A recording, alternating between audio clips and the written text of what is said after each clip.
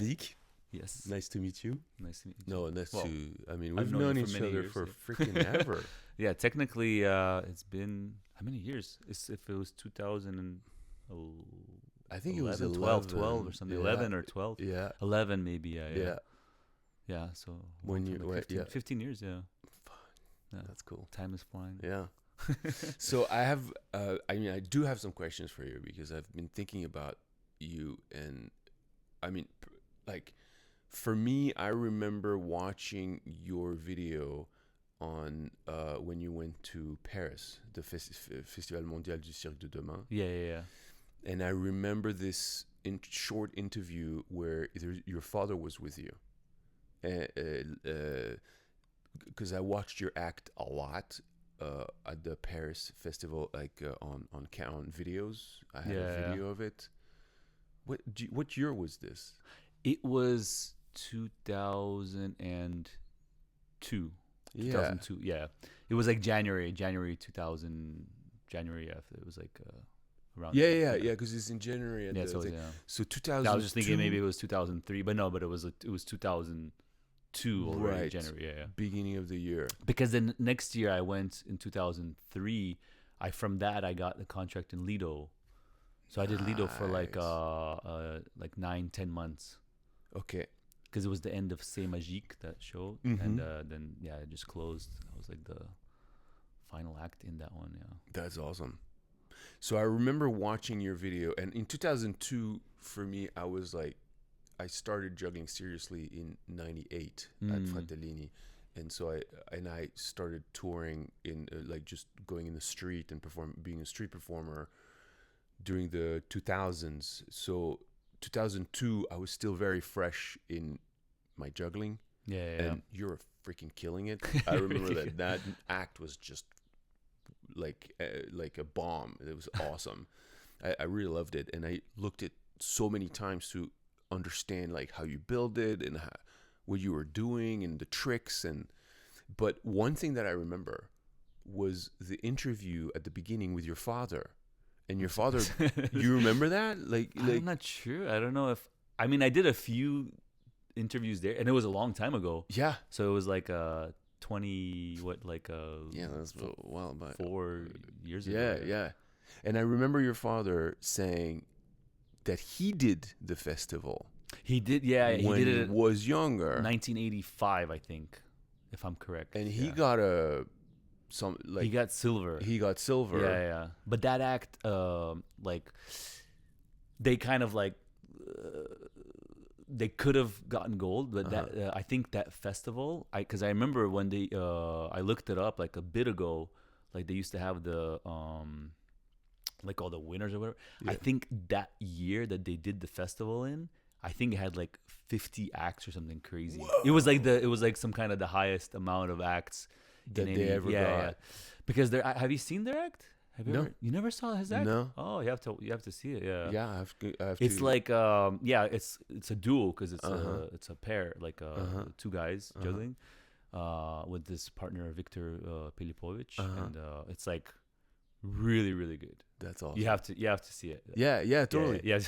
Totally. I mean, no, I so what I remembered is your father saying like, I did the festival, I already won a medal, so no pressure on you, because if you don't win, I already have one at home. And then it made me think like, that is something to grow up, and your father is a juggler. Yeah. Because it's like you have something, you have someone to compare yourself to, and then as a kid, like, I mean, you clearly love juggling because you're really awesome at it, but like, did you choose? Did you just happen naturally? It's interesting because I honestly don't remember how it came about, because I started juggling when I was 6. Yeah. And so, like I was in Ukraine. Well, it was like Soviet Union still at that time. And what happened was like my father was touring with the Moscow Circus, and so when they would leave, like most of the time they never let the kids go.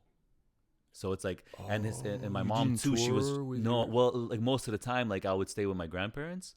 Like Your that's mom was also a circus performer. yeah. So she was like originally in like a teeter board act, Uh-huh. but then when he met her, then she started traveling with him, and they created like a second act, like this Russian doll act, like that doll. Mm-hmm. So they created this act so then they could have So he extra would act, do and then they could stay a together. juggling Yeah, act yeah. and They did this. like 2 acts. So Yeah. they were doing multiple acts. Yeah, and so they left on tour in U.S. for for a bit. Then they came back, and then they went again. That first time I was just at like I think maybe I don't remember the exact like half a year like by my like not by myself but with my grandparents, and then when they came back, then they left again, and then for some reason they allowed the kids to come. Like they changed like the policy or whatever, and then because it was still Soviet Union, so it's like very kind of like like it's strict. like China. Like It was around like the passports would like they would be held by someone else. Yeah. Like, so then I came on the tour, and we had like people like just sometimes disappearing from like city to city transfer. Like people just gone, just like because they just decided to defect, just stay in the U.S. And so, but then we stayed in the end. We defected. You did? Yeah. So like the end of the tour when it finished, we just stayed in the end. I mean, it was a big deal because at that time, were you able to get your passport? He got it from like the guy. Like I mean, they understood what was going on, but they're like, okay, like And then I guess you're like, well, they're not the police. So yeah, but then we were technically then we didn't get a green card until 1995. So I think we ended up staying like 1991. That's when we like actually stayed, and then for like 4 years we technically had no documents or anything. Wow. This is. No, I mean that was a long time ago. Can we delete that? No. So I was like, and you guys are fine right now. Like your father is. Yeah. Oh yeah. Then we got the U.S. passport in 2000. Because you know how like after 5 years you could apply and stuff. I got it like through because then he got it. I didn't even have to do he had to do the whole test and this and that. I just came in. I was like 16 still, and so I just did like the oath and then just got the passport. And that's it. Yeah. I mean, there are a lot of stories like that. Like Ming at Absent. Yeah. Doing the straps. Yeah. I remember hearing his story in the early 2000 back in France, where like there were like rumors in the circus community of Chinese artists running away from Cirque du Soleil or whatever, and then at one point being able to grab their passport and running away. And that was him. Like we talked about. I mean, it's a similar story in a way. I mean, we just my father, decided to wait until the end of the tour, but like I said, but we had people who were just from like city to city were just boom, like, just like gone. Yeah. So like this did like half the cast makes it back to Russia. No, I mean I think most people say because I mean you understand like staying at that time was like very like I mean you had to be then really sure and then coming back or something or then you can't. Yeah, then it's like and then. I mean, there's so many, like possible repercussions that it's kind of like a bit, so not a lot of people, I guess, wanted to risk it or, but yeah, I guess we did. And I guess it was a so great how decision. old were you when that happened? I was 7. You were 7. So yeah, so when I got on tour, when I flew in, I was like 6 and then I turned And that's like 7. when you started juggling. Yeah. So then when you went on tour with him and then you started juggling. Yeah. Sorry, my phone is ringing. Let me turn this off. Cool. So I just don't remember exactly like if I was like, can I learn or he or something, but I was like really into it. Yeah, like I mean I like especially then after we already came to Vegas because we came to Las Vegas right after that because that was like the first spot. I was like where are all the like shows or whatever in Vegas? So let's go to Vegas. So basically, you've been living in Vegas your whole life. Yeah, since I was 7. It's been my home base. I mean, I traveled a lot. Like over the world, but home base was always Las Vegas. So I've been here for like forever. Yeah. And in a way, you've juggled in America more than Yeah, yeah. Like, I guess. I mean, I did like from about 18 years old. I did travel like out of the country a lot. Sure. No, I'm saying that because, like, so The learning, your you mean dad, the training, or your dad is it was. Ukrainian. Yeah, pretty much like I never really trained there at all. I never trained in any Yeah, circus school, or yeah. because sometimes people think that I'm You would come that from I'll be from a circus school or yeah. something, but I'm just from a circus family. Yeah. But yeah, my father was a juggler, so And what would you say is your juggling technique? Is it Ukrainian? Is it Russian? Is it American? Is I mean, it I like guess just it's- your own? I guess it's more Ukrainian, but mixed with kind of maybe my own little bit Yeah. style, because I mean Ukrainian style, like Yeah. I from what I know, of Yeah. people, it's a very like kind of Uh-huh. arms like very tight, like kind of not as relaxed. I have Right. kind of a mixed. I mean, my father always did teach me that whole, the whole main technique, Yeah. to keep arms here, like. But I mean, as you can see, I'm a little bit more relaxed. I'm not like too following. Like I see some jugglers that are like really like straight. So Yeah, but but I kind of I think maybe naturally, I don't know. I don't remember when I was little if he kind of was like, oh, he's kind of a little bit not exactly doing it. But that's fine. That's like his thing. Right, kinda. right. Or maybe he was like trying to be like, oh, like stop. But I How don't is remember. your It was, like, a father's long time ago. technique?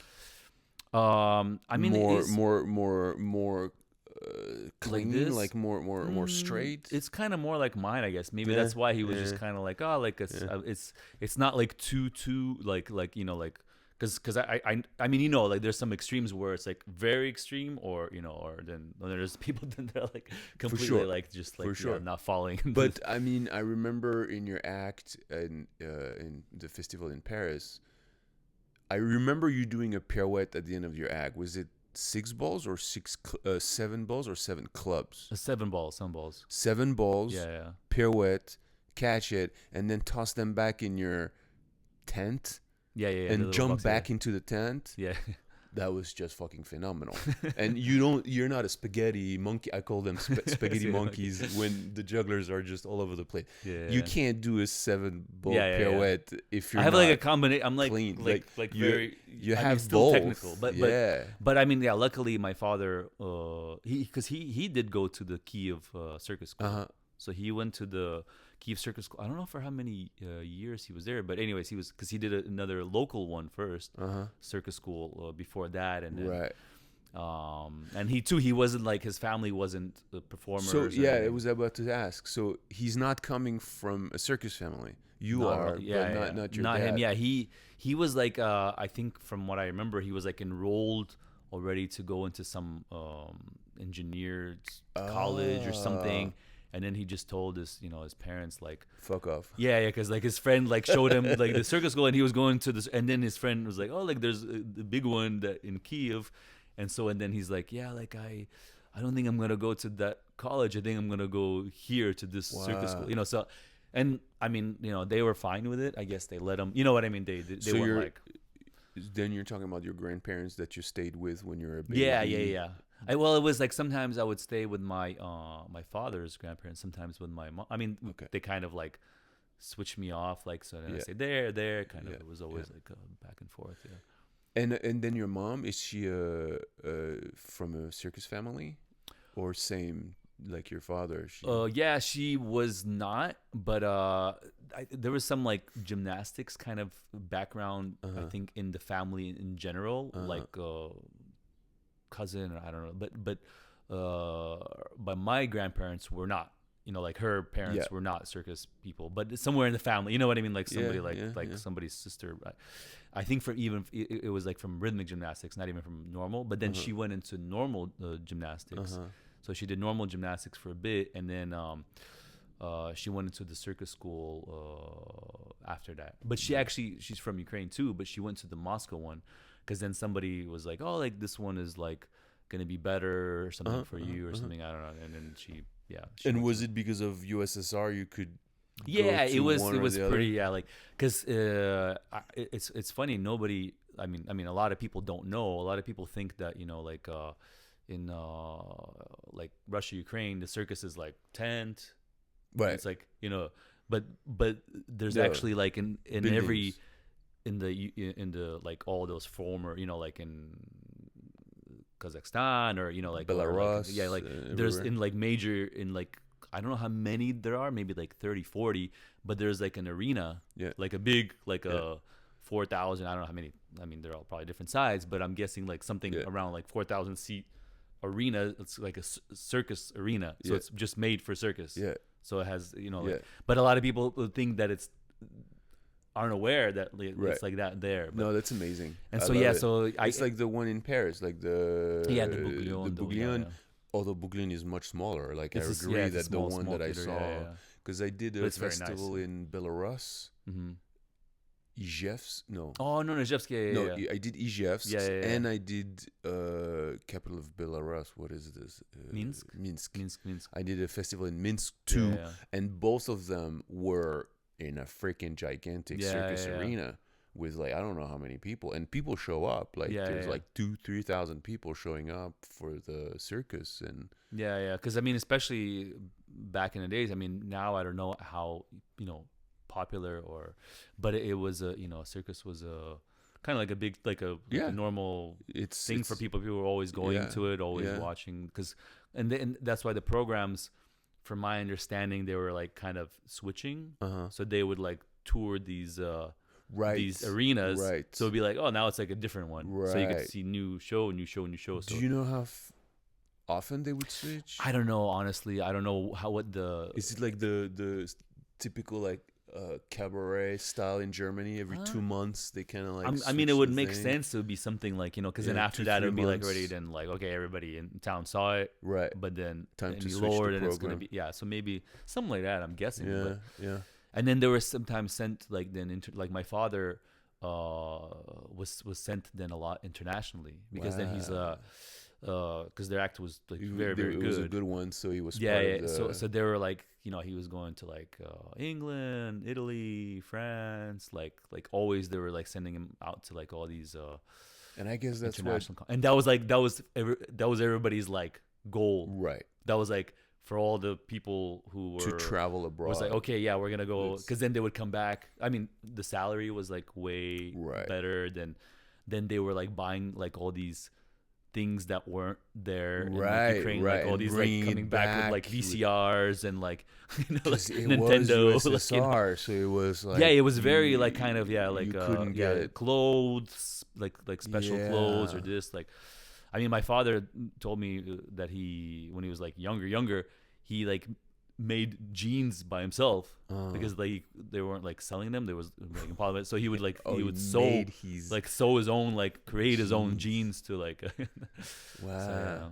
But then when they were going abroad, then you know he bought like a car abroad too, you know, like, and then drove it back and Wow. I mean, it was like a big deal, like we had that, you know, the big camera, you know, and, like nobody, you know, would have, so it would be there like, Right. oh my god, like what is, you know, like, so it'd be very like, So it's prestigious. It's yeah, like yeah, prestigious to be. yeah, so then when you just travel, so Yeah.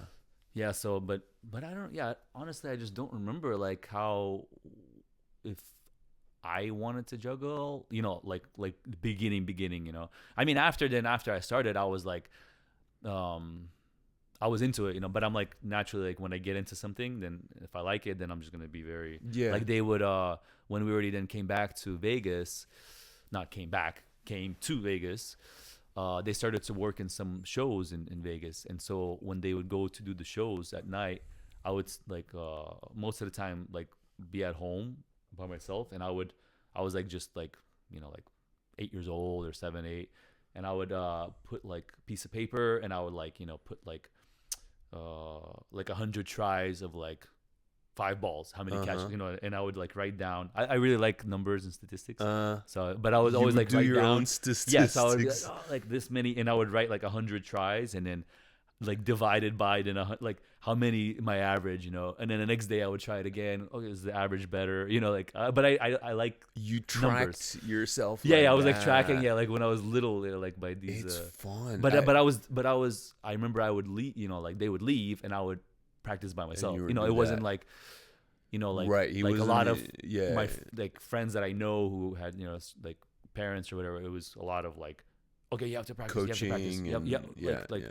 you know, like they You would would kind of just be do like, "Oh," it. like I would do it. I mean, maybe sometimes they would say something, you know, if like they noticed, okay, for like For a sure. bit, like I'm just playing with friends like for like a weekend, and Right, nothing's going. right. But I mean, for most part of it, I think like I just kind of Yeah. just, But and so did you that give you advice? Like yeah, no, of coached course. you I mean, of around course, he was juggling? like always like correcting. Right. But I think I mean a lot of the training I did just by myself. I mean, it's juggling anyway, right? You Yeah, yeah, can't yeah. have a coach for it because when you're seriously juggling, you have to juggle what 6 hours a day. Like, how was your what was your peak when you were training the most? Were you training like 3 hours, 4 hours, Yeah, 6 I don't think I was hours? like not 6. I think I would maybe train maybe like 3 hours, you know, most. But I did also do at one point I did some not for a long time gymnastics, and then I did dance for a long time because I here in Vegas. I went to Las Vegas Academy of Performing Arts. It's the high school. It used to be considered like one of the best, like top 100 high schools in the U.S. But it's a magnet school, so basically you have to audition, and then you get. And I was a dance major, so I did dance there. But I mean, I did dance already way before that. Like when we came, my parents were in the show Enter the Night, and one of the directors there, he was connected with the Nevada Civic Ballet, and they have like this, you know, they had a program for them. How old were you? So I was like 7. And you started ballet at 7? So then I even started like I have some old like videos of me doing ballet and like folk dance, like, you know, Ukrainian, Russian folk dance back in Ukraine. Wow. When I was like 4 or 5 years So old. you're always So I was already into even doing juggling. dancing. Juggling. You're dance doing before dancing before juggling. Yeah. Yeah.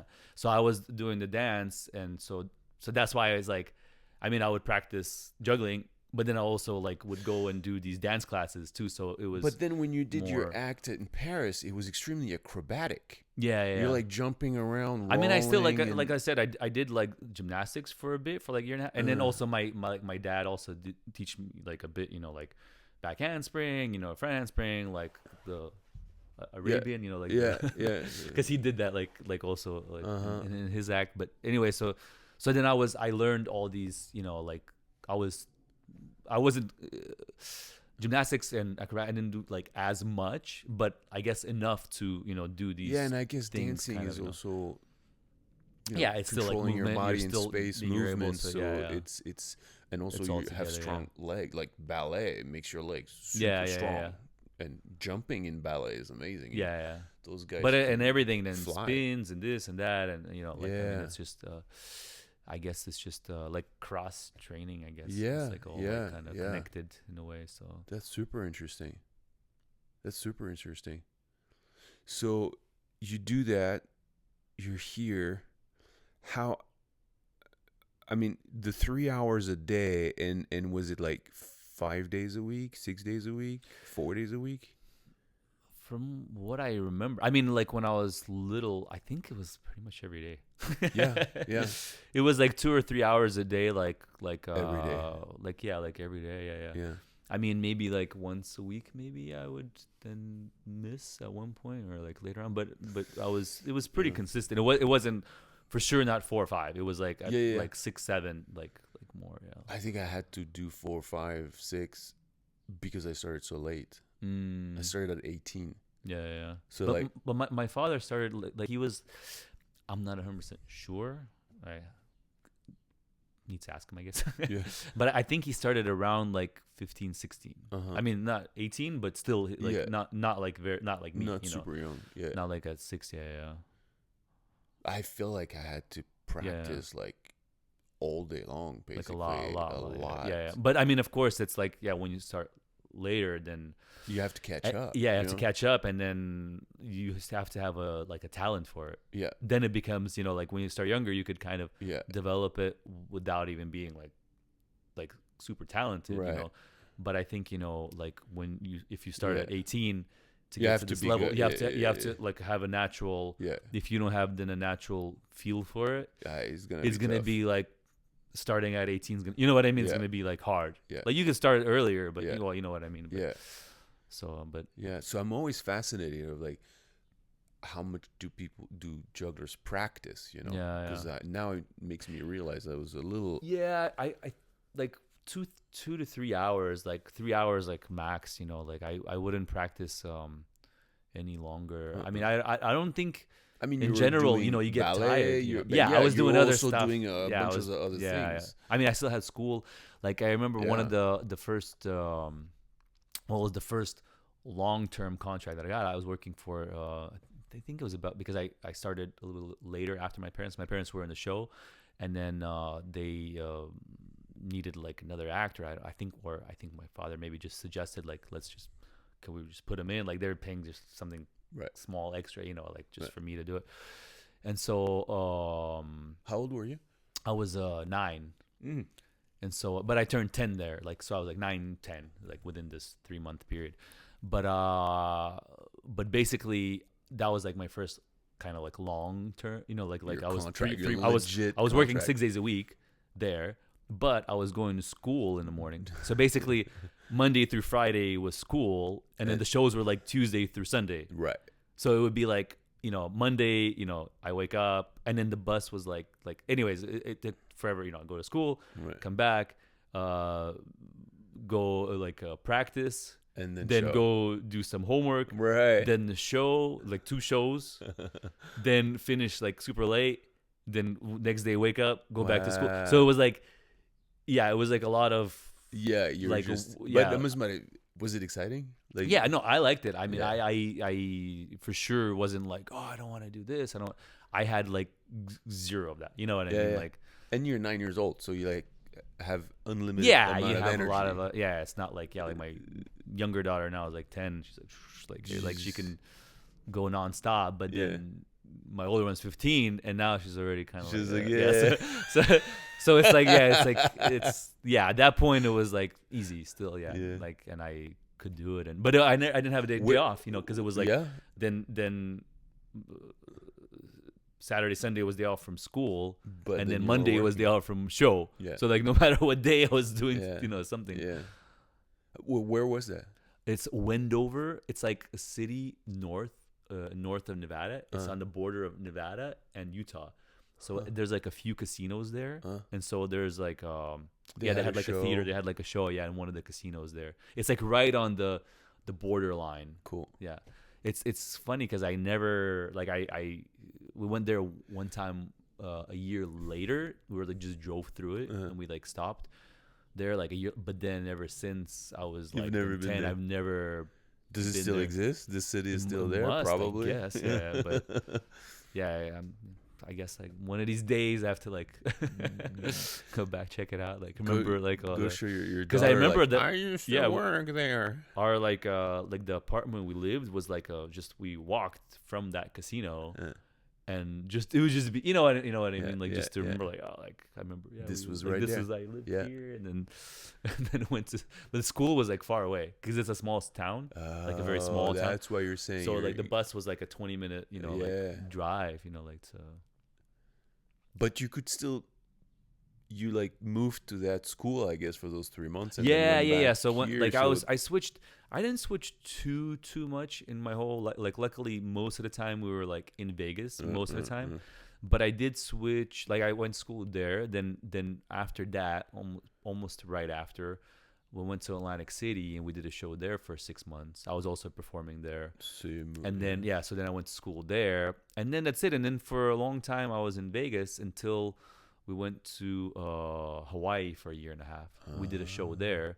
And so, and that was like the only like time I really like switched schools. It wasn't too it was crazy. not too crazy, yeah.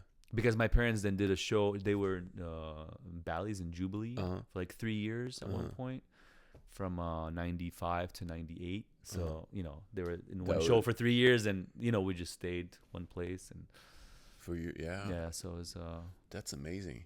So how much do you practice now?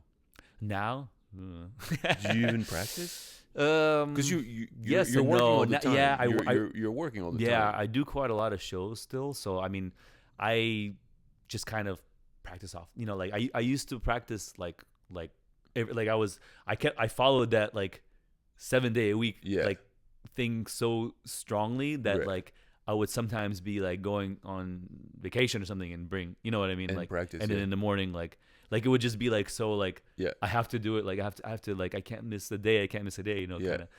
But now it's like with especially with the kids and everything, just and like I pretty much practice if I need to, you know, for like I do these shows with the orchestra. With an orchestra, I'm leaving tomorrow. I'm going tomorrow to Omaha for 3 days, and then from there going to Florida for like 5 days, and then I come back and the same day we fly out on vacation for 9 days. Okay. So I'm like all over the place. But these orchestra shows, it's like every time is a new music. So they send us like sometimes we do like actually in Florida, the show that we're doing, we did it twice already. But it's actually the other one too, we kind of did it, but it's always changing, you know. Sometimes sometimes like we do the same like style of show, like let's say like it's like Broadway style, or sometimes it's like movie style. And so sometimes I did like the act to like Star Wars music, but then in another one like, oh, let's do it now to the Superman soundtrack or Mission Impossible, or so even though it's like the same theme, or I'm still, so every time like, you know, I get the new music, so I have to kind of recreate my act to that. But it's interesting because the more you do that, like I got so, you know, good at it, because it's also training, you know, that I now I, you know, I hear the music and then right away I'm like, okay, and like you know I know this I mean, I still have to mess with it obviously, because then and then even if you know kind of like, or you kind of practice it without, you know, fully, until you fully do it a few times, also you can't get the proper, you know, timing obviously, but I'm like really good at like recreating, but that's like one of the things I practice now, like it's like for that, or I mean something maybe if it's very specific. I haven't been really practicing like that much technical stuff anymore, or even though I'll come back to it at some point now. I kind of, because I've been busy also with some of the short-term rental property thing going on now, and so just busy, you know, with a million things with kids and that. And, I know. But now I kind of got more time, so I think maybe I'll try and work on some stuff, some, you know, maybe little projects. What would be exciting for you to work on? I don't know, just doing something maybe different. I mean, I think at this point I know technically it's going to be super hard for me to like get better. I mean, at this, and I'm like, also, I'm like problem is 42. Like, you know, I'm like not like. I mean, that's not young to be 42, but I'm not like, you know, like 42 still already, you know, kind of older. Oh yeah, I feel it, man. I'm 45 and I'm like, fuck, this is not the same. Yeah. So I mean, at this point, you know, now it's just, you know, just something, I guess, doing more different or something new, you know, something working on new stuff, which it's funny because I worked on so much like new stuff in general when I used to practice like every day, and I made so much stuff, but I kind of never really put it out or released it. But you know, also to do it in the act, it's just so it's hard. I'm always impressed like when I see some of the, you know, current younger jugglers who are like working on new stuff, and then they're always putting like, they're changing their act like with new stuff in. And I did that when I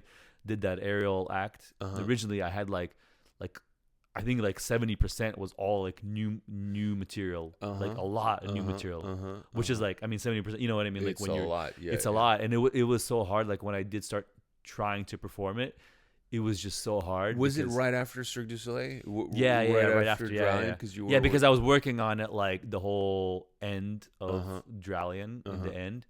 And so, and then when I left, I pretty much, not right away, but I think maybe like my first show was like a year or something after. But and you made the music for that too, right? I wrote, I wrote the music. Yeah. You did the music, and then I was like, oh, let's just do something different, you know what I mean? And then it's gonna be like, I don't know, but I mean, I like doing stuff that's different, you know what I mean? Just not like just the same, but performing something different is very hard. For sure. Because then you know how long it takes to perfect something in juggling.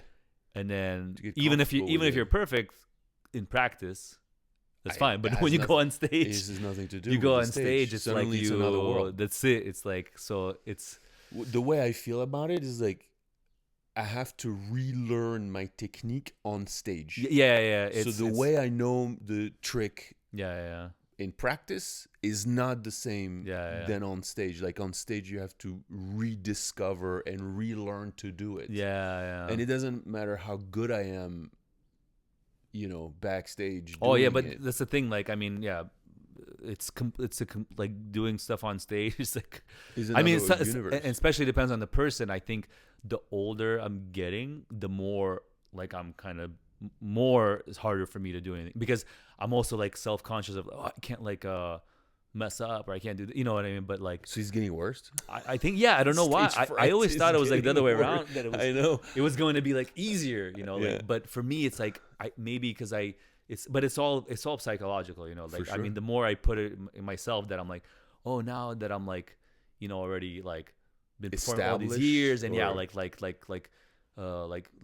have like a lot of people know me or this or that? Yeah, I'm like, oh, like I can't, like, you know. But then I know it's stupid, because then the more I'm like I think like this, and then when, you know, if I'm like, oh, somebody's watching. Okay, like right away you're like already. I hate knowing that people are watching me. Yeah, I this is the worst. I'd rather not know. Yeah, in our when we do shows, like sometimes people like come and they're like, oh, like like so and so I did this, and I'm like, oh, thanks. I'm like, but honestly, I'd rather not know. Yeah, like I'd rather not know. Next time, just don't tell me like if someone's coming, or like tell me after the act. Yeah. Like, oh, okay. Because I'm not.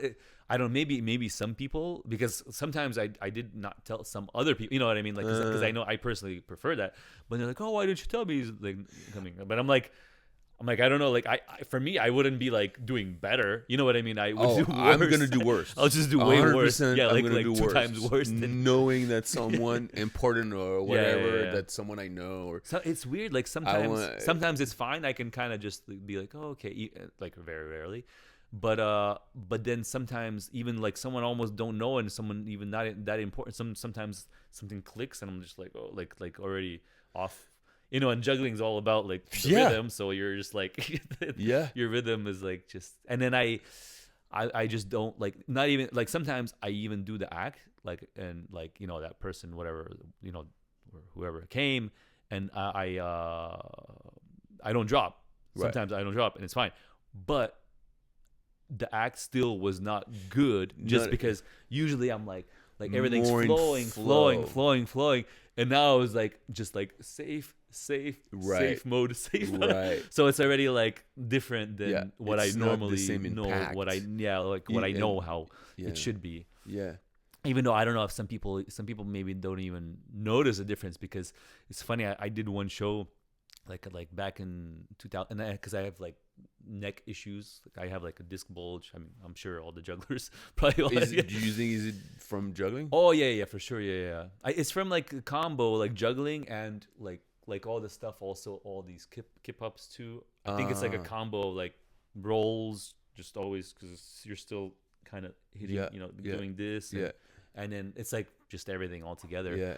But it started like in 2005, and one of the shows that I did, like it happened in the show. Oh shit! And one guy who was like kind of, he was like kind of not the director, but he was like kind of, because it was a show that my father kind of directed and whatever, like, and then it was, anyways. But that other guy was watching the show. And I like pulled my neck, and I was like the whole like act like this. And I was like, okay, let me just finish this. Like, because it was so bad. I literally like the next day, I almost never like miss shows. Like I did a show with a broken rib. Yeah. But like it was like so bad that I was like the next day I was like, there's just no way I can even look up. Yeah. It's like it was like this, like, but the funny thing, the guy would like I did the act, and it happened like not maybe like 30% of the act, into the act. Yeah. And so and the Yeah, guy, two-thirds yeah, of the I'm act like, oh still- my god, like I barely do the act. Like he's like, oh, I didn't notice anything. I was like, okay. I'm like, why am I so like? Then sometimes you're like, why am I even like trying hard? Like nobody even like maybe it doesn't even matter. Like, do I even need to be The like guy fluid or you know what I mean? It's like no one even really understands. But I'm sure somebody will or somebody. You know what I mean? Some people. I mean, in the end, I think aren't I mean, we, it's your favorite. aren't we doing this for ourselves? Yeah, that's what I say. It's for yourself mostly. You have to, yeah. because if you're expecting to impress anybody, But that's why it's like this. It's so psychological. Though, then when you're like when you know somebody's in the audience and yeah, I know I have that thing. It's like for me, it's 100%. If I know something, like the best case scenario, if between they told me there's someone and the moment I do the act, I forgot. Yeah, and yeah, that's yeah. great because I forgot, and then I'm in my zone and I do No, my but thing, that's and not by happen the end with I'm me, like, but- oh yeah, there is someone great. But the best is that I don't know. Or yeah, I me too. forget. I've So how did I went you to a deal few with, shows. with festivals? Because festivals, Yeah, there's it the was- only fucking jury I know, yeah, it watching was- you, and you're like, No, this no, is the worst. It's weird, but this is I've done a few festivals, and I remember the feeling. Not even festivals. I also did like I remember like this cabaret show here one time, and it was just all our Yeah. show people, all people coming from the show to watch it, and like there and in some festivals, I clearly remember it's crazy. I don't know, but it's very rare that it happens to me. It's like I was like before the show, like super nervous, just like nervous and like, but I would be trying to like super warm up, like get really hot, like I mean not to where I'm like with the cardio, Right, but just right, get like right. really warmed up, and somehow I go out and like literally like completely lose right when I start that completely lose that nervousness. It's very rare. Like it actually only happens in those very extreme situations where not like where it's like, oh, this one person is watching the show Right, and you right, kind of right. get nervous. It's like And everybody's then there. and then it just continues on stage, the nervousness. Yeah. But a few times I had it in the festivals, and like that show specifically, I remember it really clear. It was crazy because it was like all of a sudden I felt like I started the act. It was like a little bit, and then like 20 seconds later or something, it was just completely like I felt like I was doing it at home. You know what I mean? Like completely like 100% relaxed. Wow. But it's so rare that happens, and I wonder what happens. Why? It's some kind of like an adrenaline / there must be some kind of like a physical psychological thing, maybe something the body produces some weird adrenaline that's like but that every time relaxes your nervousness somehow. But every I time you don't know. perform, you have adrenaline. It's Yeah, not yeah. necessarily just those ones. Yeah. So I don't know, but maybe it's some Maybe the maybe pressure it's is so much much adrenaline that it like that the body just I don't know. Yeah, I don't know. It surrenders. yeah, it's basically, and very- then you just surrender to it. very rarely that happened, but Because I, for juggling, if you don't lose it, yeah, it's yeah, like you're literally trying to catch, and yeah, it's yeah, just- that's it. It's you're fucked. yeah, Like, yeah, This yeah. is But yeah, I don't know. Yeah, I even like I nowadays, if I mean, I just saw your show yesterday, but you invited me, so it was you knew I was there. It would have been hard. But this, I mean, I understand. Yeah, but lately, if I watch somebody's show who's a juggler, I don't tell them on purposely. Like, Right. I don't tell them, and then after the show, like, then I'll just tell them, like, Yeah, it was there. It was great. yeah. But I try not to like Put tell extra them. You know what I pressure. mean? It's just I know the feeling, and I'm like, there's just no It point to fucking make sucks. this person Yeah. stress out. You I know, know. just like, so I don't even like. Sometimes even if it's for like the ticket, I'm like, oh, whatever, I'll just buy the ticket. It's I don't want to stress this person out. Right.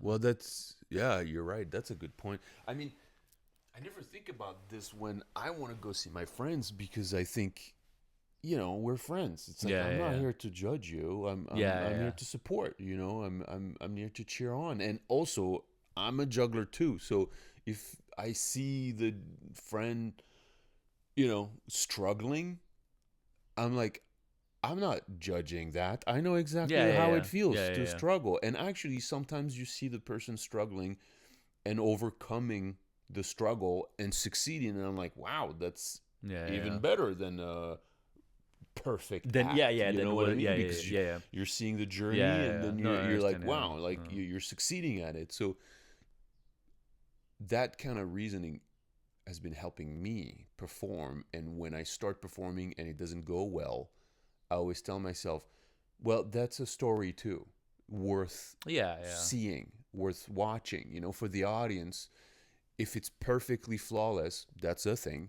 But if it's not, but you're struggling and you're pushing through the struggle and you're overcoming and regaining composure, and you can still finish the act and land the trick or whatever, that's good too. No, of course, yeah. That's a good. And that's you no, know? but it's true. Honestly, I mean, you know how like honestly, some mistakes in the act, it Make it better. It technically, yeah, and it won't ruin. No. You know what I mean? It doesn't. It's all psychological. You think that it's like. Because it's important. But from the us. side, is it usually like, oh, drop, but pick it up. Like you're back, you're like, Back drop, on pick it track. up. Okay, and okay, well, that's it. Like, you know what I mean? But then for you, oh my god, but it's like a few milliseconds, and the act is still going, and it's still this. You know what I mean? There's like, I mean, unless you like threw it like off Right, stage, right. and then like you're just like then chasing a ball for like 30. I had one story. It happened to me once too. But tell me your story. Tell me your story. Yeah, it was in Monte Carlo. I did a show there for 2 months. And there's a casino there, that Monte Carlo casino. Yeah. And I was in the cabaret show there for 2 months. And they invited me. They had the Monte Carlo Tennis Open. Oh. And so they had like a big dinner where like the prince came, like it was like like a big like a dinner for all the, I guess, the players, and just for the US, the Monte Carlo Open. I was like, oh, okay, like and so I the first ball that I throw, I normally throw and I catch on my neck, so it hits the back, and I was like, okay, like I have to do, the like Prince of Monte Carlo is watching. Right. It's like it's really good people. Like, so this first ball I throw out, it hits me like the back of the head somehow, which makes it roll, and then it rolls, and it just rolls like completely off the stage. Like just one from the first throw. I was like, what the hell? I was like, what the disappear. hell? Like, yeah, I was like, okay, I had to grab it. I had the box, like with like the other balls, you know what I mean, in my act, so I'm like, okay, like I have to get an extra ball. I mean, I did it, and I don't remember. I think that's it. I think maybe that was the only drop, maybe one drop more. Right. Maybe I just Right. But I mean, it was but pretty, but the beginning was bad. Bam. It was like right away, like Wow. But I mean, that's kind of like maybe a thing where like it's kind of a very noticeable, Yeah. when the ball like flies off the stage, and then you're like, yeah, but. And then And still, it's like then you continue, and then you and then if you have no drops or even one, it's nothing really. No, You know it's what I not. mean? It's not. It's just more for you. You're just like, oh, like I think didn't do my best that I right. normally can kind of do. Right. But it's like, who cares? I think sometimes what I did in my life, when I know I have a very high pressure act to do for whatever reason, jury, important people, whatever, I intentionally fuck up at the very beginning. Yeah. And when I say intentionally, it's not like intentional, it's like subconsciously. No, and I know exactly so then what you I mean. fuck up. So then I can't do the act perfectly anymore. So that's it. Yeah. So now I can relax Like, and do what I can. And therefore the rest of the act is really good. Yeah. Because I don't have the pressure, because the perfect picture of doing a perfect act is done gone. already. It's off the table. So now relax I understand. and I mean, do what you can, It's for me, it's like a double. Sometimes if there's something going on, like a costume issue, but it's like it wasn't important. This helps me because then I'm like just I'm like, okay, like I have this like thing going on here, like I have to like or something was wrong with something else, like where it's like with the lighting, I don't know, something is wrong, and then this makes you just forget about like, then you're just trying to recover. Okay, like Yeah, lighting is yeah. wrong here now, so now I have to like stand here. So you're focused on something, you know. And so you're already yeah. like just change. Yeah. I have like a really bad one at one point. I was I don't know if it's a very not a good psychological help, but I don't know why I even thought of it, but I did think of it. At one point, I'm like, okay, why am I getting nervous? I'm going to be dead at one point. You know, it's like I know it doesn't sound good. I'm like, I'm gonna be dead, and this won't matter. So I drop or I don't drop, it just stresses you out. But then you're like, but no, but I have to do good. No, it's like, I mean, then you still like are like, yeah, and then you're still nervous. Yeah. But it's like I was thinking, I'm like, it's like technically, you know, the I think the first or one of the first performances I did with Cirque du Soleil when I replaced you on the job, and I was in the arena and I was stressed out of my mind to do this act, which was a very new act for me because it was not in my regular style. Yeah. It was me trying to do more like Victor and your style, like closer to you guys, which I'm not a mover the same way you guys are, so it's different. Anyway, I was stressed out, and I remember like 5 minutes before like my cue to get ready to in the freaking Beatle thing to go on stage. I turned around, walked out of the arena, and I was like, I could just walk away right now.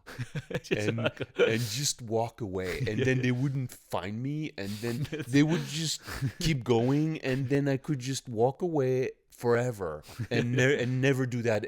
No, I don't have. So basically, I don't have to do that. I'm not forced. Like I'm choosing to do that. So it's like I have to let go of some of that terror that I have in me because it's like I don't have to. I can just walk away, and nobody would die. Nobody would care. Nobody would, they would be like, "Oh, well, Sierra's gone. Well, he disappeared. I don't know. All right, let's move on. Next act." And then they would find a solution. You're not that important. I'm not that important, and it was an interesting psychological exercise to be like, and also be out in the city and hearing the traffic and the honks and realizing so completely like nobody cares. There's like 1 million people in this city, and there's like 3,000 people of them here right now. They do care. They're watching the show, but most people on the planet, they have no idea I'm about to do that, and it seems so important to me. And the whole world. And still, don't even most people won't even, like I said, that guy, I didn't understand.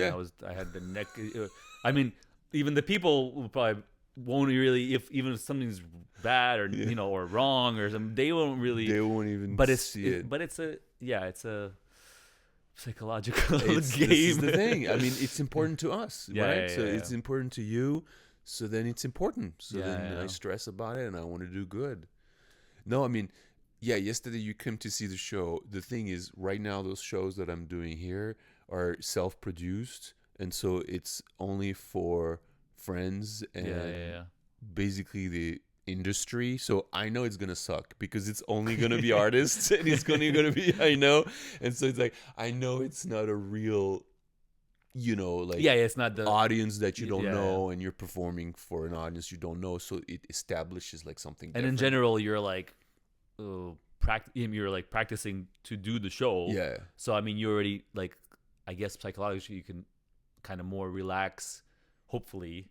I don't know how you were, but you could kind of relax to more like where like, okay, like, I mean, this is like a practice show. I mean, obviously it's like, it's a run through. It's a work in progress. Like perfect because I just finished writing some of this script like yesterday. So so I mean, so I guess. But it's really nice because I do feel a lot of support from the community and people coming and checking it out. And how many have you done? A few, but you changed it a few times, right? So since you started working on it, I have 2 45-minute shows because on also the they're like ships, two different ones. Yeah, wow, I know, right? It's like, I mean, it's the same character. My character Maurice Lapierre is the same guy, But one show, it's the one you saw yesterday. It's explaining the illusion, secrets, and mysteries of juggling. And so I go into breaking down the technique and discovering all that. And then there's this whole story about gravity and dropping the ball and all that. The other show is I'm doing my own circus. So I'm coming in the character, and then it's a game show. So there's 100 songs, and the audience chooses the next song, and we're going to play the song, and I'm going to improvise an act on it. And then I go through a series of like a half dozen act in completely different styles of juggling that I'm improvising on the music that basically keep changing all the time. So it's a different energy. It's a different concept. It's still a lot of juggling, but those are my two different 45 minutes. So I've been working on the second one, on the Circus Maurice, a lot, because that's the most playful one, and I speak less, and there's more visual, so it seems easier to work on.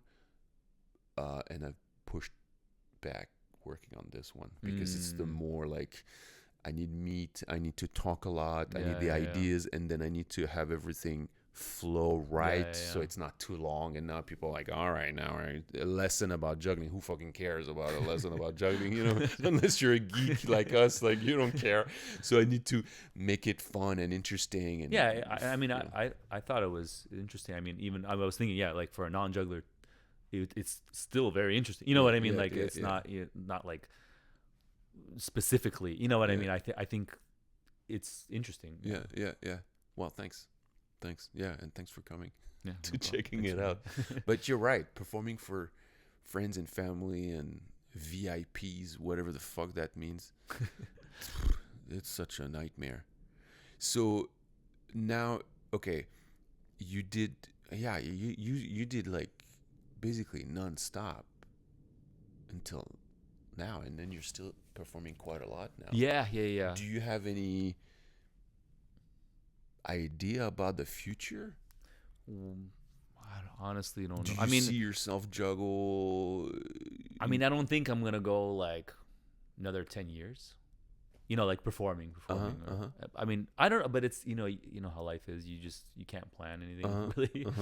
But I think within the next like 10 years or whatever, at some point, I guess I'm just probably gonna retire. Yeah, just retire. Yeah. And but I don't know. I'll see.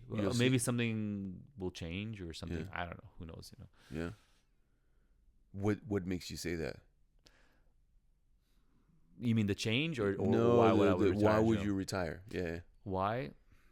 Is it like physical limitations of like? I think it would just be everything. It would just be like physical. Then, I mean, I think like I was telling you, like technical wise, probably already kind of peak because of the like, and then I don't know how it's gonna continue. Like hopefully it won't go like down. Or I don't know. But in general, I mean, I think I've done so. I've performed. I mean, you've done it all. So many. You've done it all. Like shows and countries, and you don't have anything else to prove. Yeah, there's nothing that also, Yeah. I mean, I like you're not doing just juggling to prove something. You're also juggling because you love it. Yeah, right? I like doing it, and I mean, in a way, I know like if I mean, again, and who knows, maybe if I stop and then maybe in a year I'll restart. I don't know, but I have a feeling that once I stop, then that's it, and it's just kind of like, okay, I still like it, and I want to just continue because I think physically and everything, especially like you said, physically.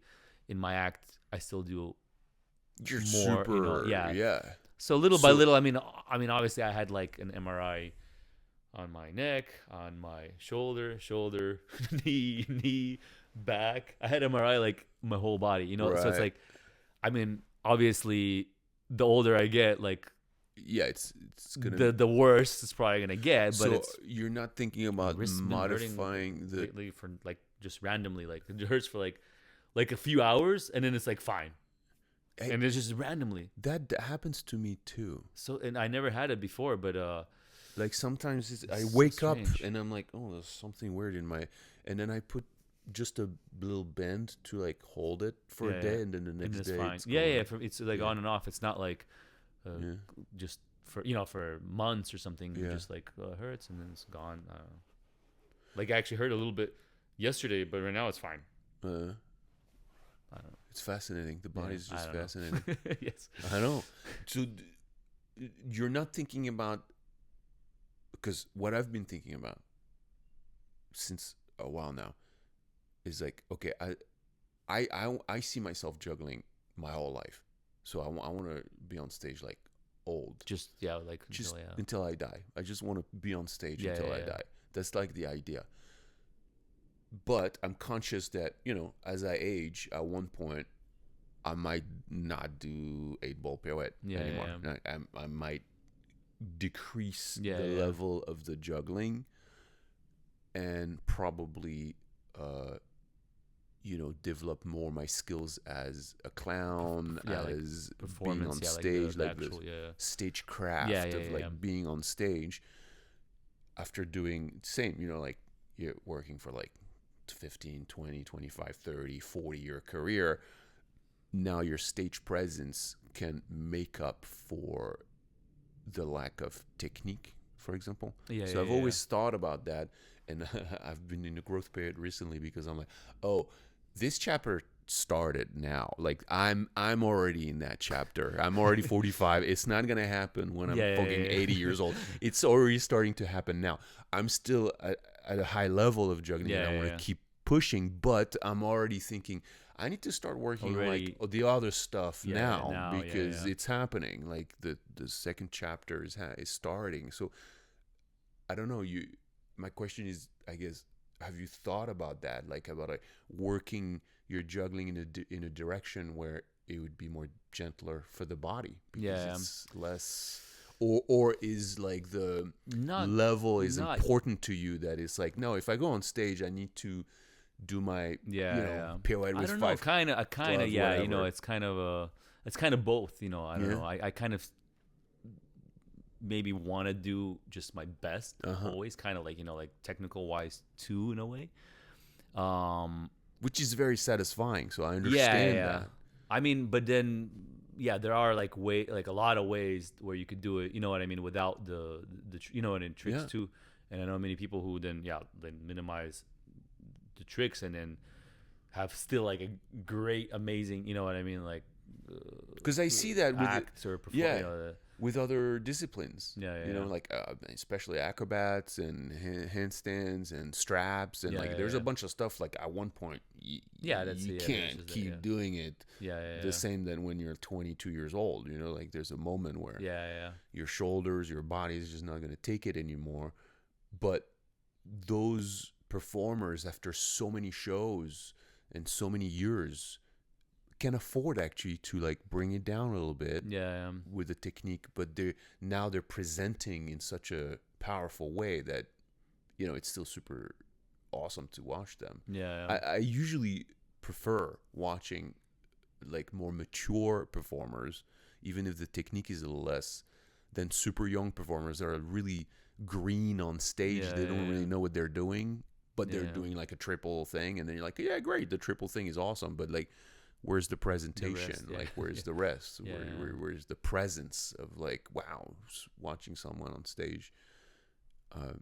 I don't know.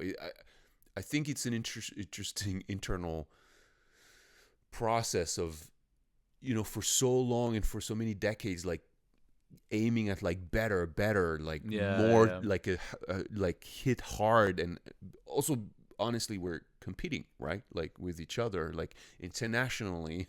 There's that many jugglers and there's that many jobs, and you want to be good. Like you want to be good, so you're trying to be your best. And I feel like there's a point in the career where, well, that's gonna have to slow down. Like, what do we do with this? Do you just stop? Do you modify? Do you go somewhere else?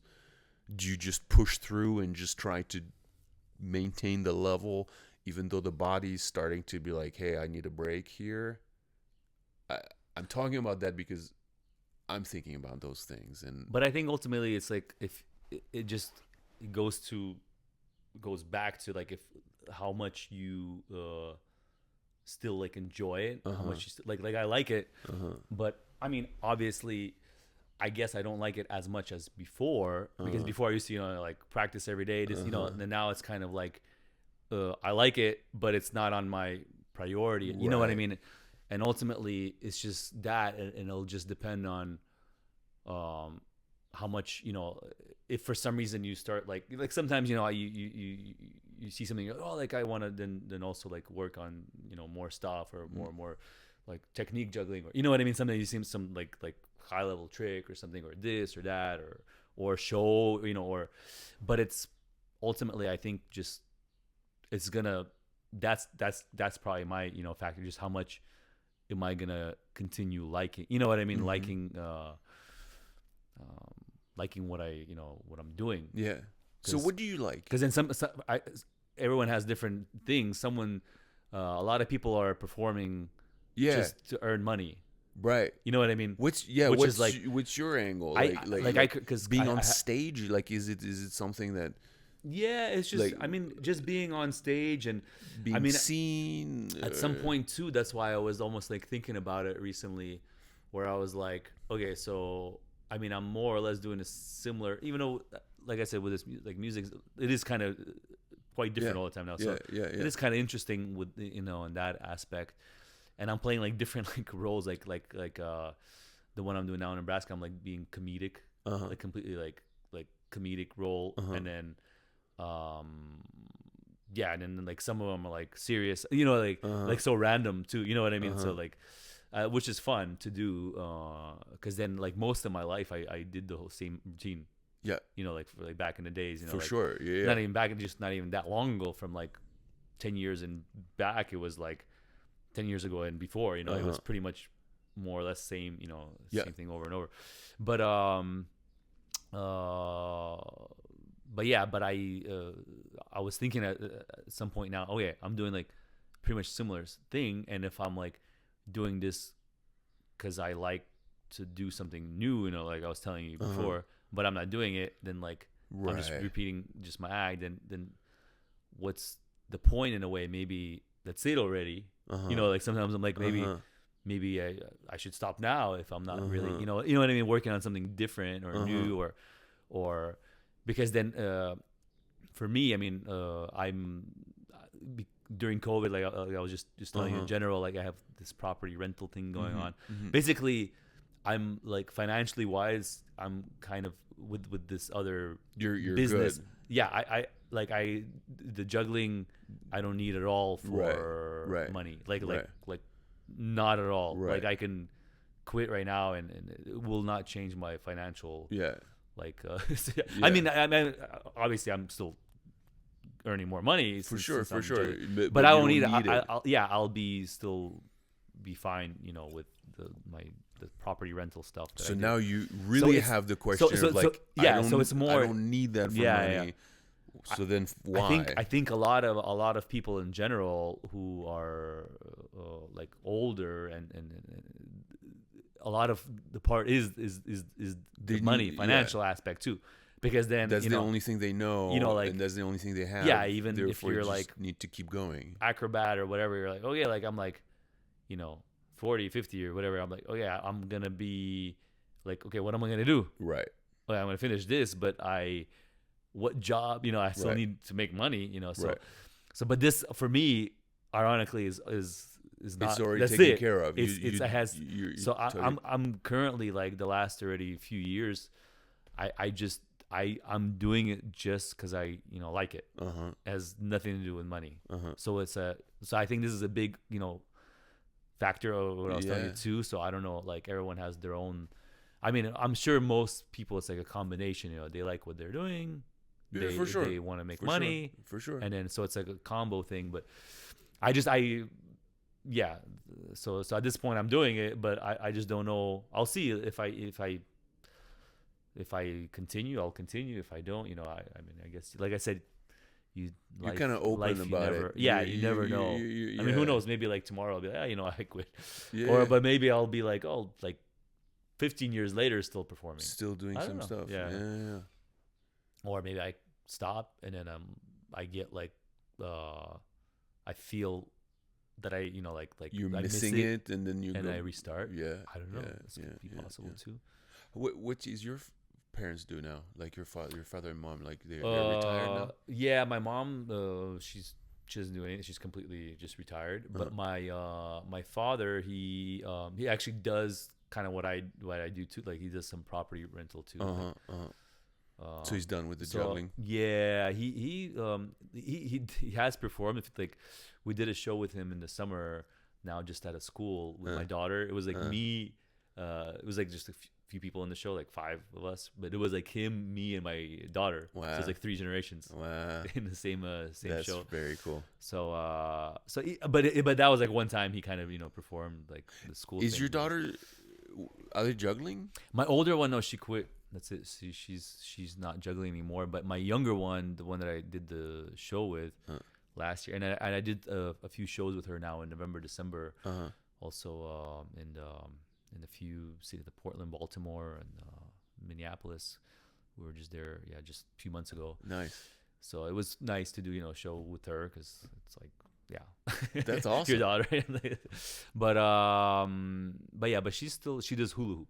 The younger one, the older one, she stopped juggling and she does rhythm gymnastics also. Well, I've seen you there. Remember? I've seen you at Lina's place once or twice. Yeah. Lina and Maya. Yeah. So she's doing rhythmic and she's doing good with her rhythmic now and doing hula hoop, some extra hula hoop. It's like more like hula hoop, like not rhythmic hula hoop stuff too. Yeah. Circus on the side, but she's so busy because they have classes in rhythmic 6 days a week, 3 hours a day. Oh wow! And she's in that program. And on Saturday it's 4 hours even. So it's 3 hours, 5 days a week, and then 1 day is 4 hours. So only 1 day off, Sunday. So that 1 day off is sometimes she does the hula hoop training. Wow. So it's kind of with school and this, it's like minimal. There's like no time. Yeah. Yeah. But I don't know. I mean, we'll see. She likes gymnastics. She likes it. Yeah. I mean, I think her friends also that she has a kind of kind of motivate her to do it more. So I don't know if she personally is, but I don't know. I mean, it's good for. It's very good. It's good for you, for her body. It's still, I mean, I think anything that you do that's any like sport or whatever, any type of it's good. Hobby move or like coordination. Moving, strength. It's still like it's Jumping good for around. everything. Yeah. No, that's great. That's great, man. Yeah. Wow, performing with your I never did that. I never performed with my kids. Yeah. They did travel with me quite a lot, and hang out backstage in Germany or wherever I was, and they always loved it, hang out backstage and being with the artist and stuff, and going to bed late because you're doing the show. It's like a nice life, I guess, but. Those are big questions. So, but you don't seem to be, you're not stressed about it. You're just like, I mean, what happened, basically. Yeah, but I mean, for them, I mean, it's, it's their. Yeah, it's their choice. It's their decision. I mean, I can't make them do something or, there's this, you kind of, with kids, it's a little bit complicated too, because sometimes most kids don't want to, especially nowadays, with the phone, you could just like literally zone out, just be on the phone, your life all out, day, and say you'll just that's it. But I think that ultimately, I don't know. We'll see. We'll see but I mean, you're not forced to do it, so you chose to do it. So you're doing the same with your kids. You're letting them choose. That's actually a pretty. I mean, there's like a little bit like. Sometimes, because you understand, since like I said, they're kids. You do have to kind of like, let's do this or because not everyone is gonna be like kind of like how I was, where it's like it's a pretty rare kind of a. We're just like I'm gonna do it because I want to do it. I think it's just. Where did you think that came from? I don't know. I think it's like I mean, first of all, I think I'm just naturally like this, and with whatever I would be doing. If I like something, then that's it. I'm kind of. Very into it, You know what I say to my students? I have a juggling school, Juggle Groove Academy, and I teach them live classes every week. So I have a handful of students. I mean, more than a handful of students, but it's a small class. It's a small. But what I tell them when I see them like being hard on themselves, of like, I'm not progressing enough. I'm not practicing enough. And then I'm like, you guys need to relax, because everybody in this class has a self-determination to juggle that is outstanding. Yeah. And what I recognize in jugglers that are high-level jugglers is that you kind of have to have this determination, because you have to spend very ambitious, 3, 4, 5 hours a day looking at the ceiling. Alone, juggling in it's a a corner. very specific type of person. You're lonely. You're not. You're alone, looking at the ceiling, dropping, and doing that same crazy thing of just trying to catch the balls over and over again forever. No, it's a very it's so not you don't need to be hard on yourself on top of that. Like you're already, especially you're already like doing this, if you're taking classes and go, that means you're already like you're invested. You're really wanting to do it already. So it's like, I think it takes that type of character, because if someone, and I'm not saying lazy, I'm just saying, like a different mindset of maybe people doing a bunch of different things. They're not excellent at one thing, but they're kind of good at a lot of things, or a different kind of mindset. You don't pick up the juggling bug and drill juggling enough to get to a level where you can compete with juggling or do something with juggling. So I think it's interesting, because I mean, I do think we live in a society where I don't know if people are getting lazy, or if it's, as you said, it's the phone thing that like we're getting like. I think now it's also the attention. Because then a lot of the videos are short now. All these like, they're like 10-second flip, 10-second, 10-second. 10, so like, I think, I don't know what's gonna happen, but ultimately you can imagine that means for someone who's just doing that, for them, let's watch this like 2-hour thing now. Or practice 3 hours on that 5-ball thing, and then counting how many times. It's definitely not good, I think. You know what I mean? Like, and for someone it could be okay. For someone it could be like, doesn't affect them. But then, like for someone it can affect them, and then they're just kind of, because of that. It's kind of reinforcing that trait that we already have, that to you already be distracted, have, and then you just make it even and worse. now it's making it more. Just multiplying.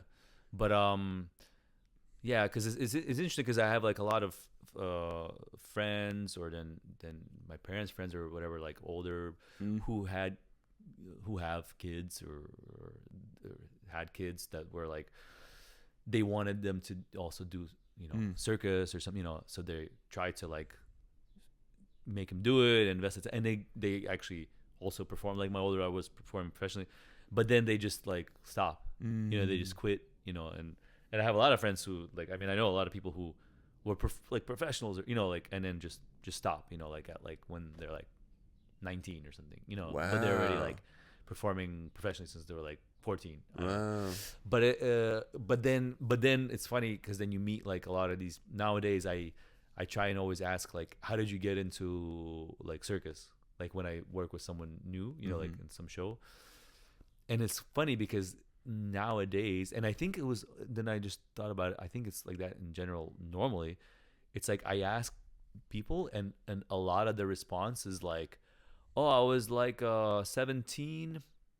I was supposed to, like, kind of like my father, like I was supposed to go to this college, but then I saw like this girl like climbing the silks, and I was like, oh, that's kind of cool, and I tried it, and I was like, this is what I don't, and then I quit my college, and then I just went into, and so it's the people that like just really like it so much that they see it, they like it so much, and they do it, as opposed to see like you're born into a circus family, and you're like, you have to, but then the person is like, I don't know, you know. So it has to be someone who really, like, you know, sees it, really enjoys it, and really wants to persuade this, or it's kind of then becomes a thing where ultimately this person is gonna probably quit. You know, I mean, I don't know. My younger daughter, there's a pretty good chance that she maybe will, and not continue with performing. But I mean, it is what it is. You know, I mean, I can only push. I mean, I'm not gonna like make her do it. You know what I mean? It's like you can kind of push slightly. It's the tragedy of thing, because if you start when you're a kid, you have so much more chance to be better at it. This is the thing, But at the same time, so that's why most of the time, for granted. People that are older than now you're older, and you're like, that's what I want to do that, and you wish I mean, that's exactly my situation. I was looking lately into I found my little identification card from the Moscow State Circus School, where I went there in 2003, 2004. I was there like for a season, like for 4 months, to learn. And in 2003, I was 23 years old, and it's like a year before you were doing Fratelli, you were doing Paris, fucking killing it in Paris. And then I'm 23, and I started like 5 years ago, and I'm still like barely doing 7 balls, and I'm barely like getting my hang on it. And I'm like, damn, like I wish I had started like 15 years ago, not 5 years ago. And like, I mean, that's how it happened. So it's like I saw how behind I was from jugglers like you that would start young. That I thought it was awesome and lucky to start young, but also, like there's people that stop too, like you said, you start young and then you go, and then at one point you stop. And I mean, famously, Anthony Gatto stopped at one point, where I don't think he was necessarily like physically done. I mean, I don't know. I haven't talked to him. No, he did have some issues, like I know with the. That kind of like accelerated. But I mean, he did stop also in the bit, like in the late '90s, or when was it? Early. He did. He did. Yeah, he stopped for a bit. I don't know. I don't remember how long he wasn't juggling for, but like, don't quote me on this, but I think it was like a year or two, like a long, it wasn't like like a few days. Yeah. Didn't stop for a few days. Took a real break. It was like a long, and then he came back. He came back, and then ultimately, I mean, I know that he did have some, I think it's tendinitis, or I don't know what's called. Yeah, so he had some issues with that too. So I don't know if it was probably a combination. I think he just like, it's like physical, and I think I did everything too, kind of, like a thing. For sure. And then, so I think it was like a combo thing, and it's the same thing, I guess, that I will have to face and then be like, okay, so what do I want to do? Like, do you, like, I guess in America they say like bucket list, like, you have a bucket list of things you want to achieve and stuff. Did you ever had a bucket list? I remember I went like 20 years ago or something. I was like, oh, okay, I want to make sure to perform in all of the, and it's funny because I didn't do a lot. I didn't perform in a lot of those places still technically. So I guess I could go, but then it's like, now it's just too complicated with the kids. Where was it? No, just in, like, what was the like all list? All the varieties, like, and they asked me for like, Tigre Palace, where like, Winter Garden or whatever, and I actually had offers to go there. I just never like it didn't the last align. one, the last one with Tigre Palace was, I was already like here doing show here in Vegas, and then my kids were here, and it's like, I mean, I could go there, but it's Tigre like, Palace do is I like need a to? 6-month contract, right? So then with the school, I mean, I was like, okay. I mean, it was already, I guess, too late. You know what I mean? Kind of like right. I do. I have the same questions yeah, now of like same with like Winter Garden or whatever. But it's like technically then you could then find this place and this. You know what I mean? It's like you could just like continue like. But it was like kind of like I want to do all of the variety. You know, like variety like shows in Europe or whatever. But it's. I mean, it's theoretically. I mean, what is that? You know what I mean? What will that do to you know what I mean? It's not gonna. It's just for you, I think. Yeah, I mean it's interesting because then you've experienced everything. It's like I'm trying when we go on vacation now. Every time I try and choose a new. It's like another like a new goal thing that I'm doing is just like a new country. So like every time new country, because I worked a lot in a lot of different countries. Yeah. But then there's like a limit because it's like like nobody's gonna do any shows like almost never in like Philippines or something. Right. That's where we're going on the 15th. Right. But it's kind of like so now I'm just choosing. And but then again, it's like, why am I doing this? I don't know, but it's like some kind of goal, I guess. Like I mean, it is interesting though, because every place you go, it's different country, different culture, and then you experience a lot of different stuff. Like it's gonna be, I think it's gonna be the 70th country. I think I'm on 69 right now. Wow. It's gonna be the 70th country. Combine for work and just for pleasure. That I just the countries you've been. Yeah. Because there's that little map thing. How did you keep track of the fucking countries you did? There's like a website. It's like I forgot what it's called. I think there's like a bunch of websites, but it's like one you can like actually like log in and stuff, and it actually creates you a link also.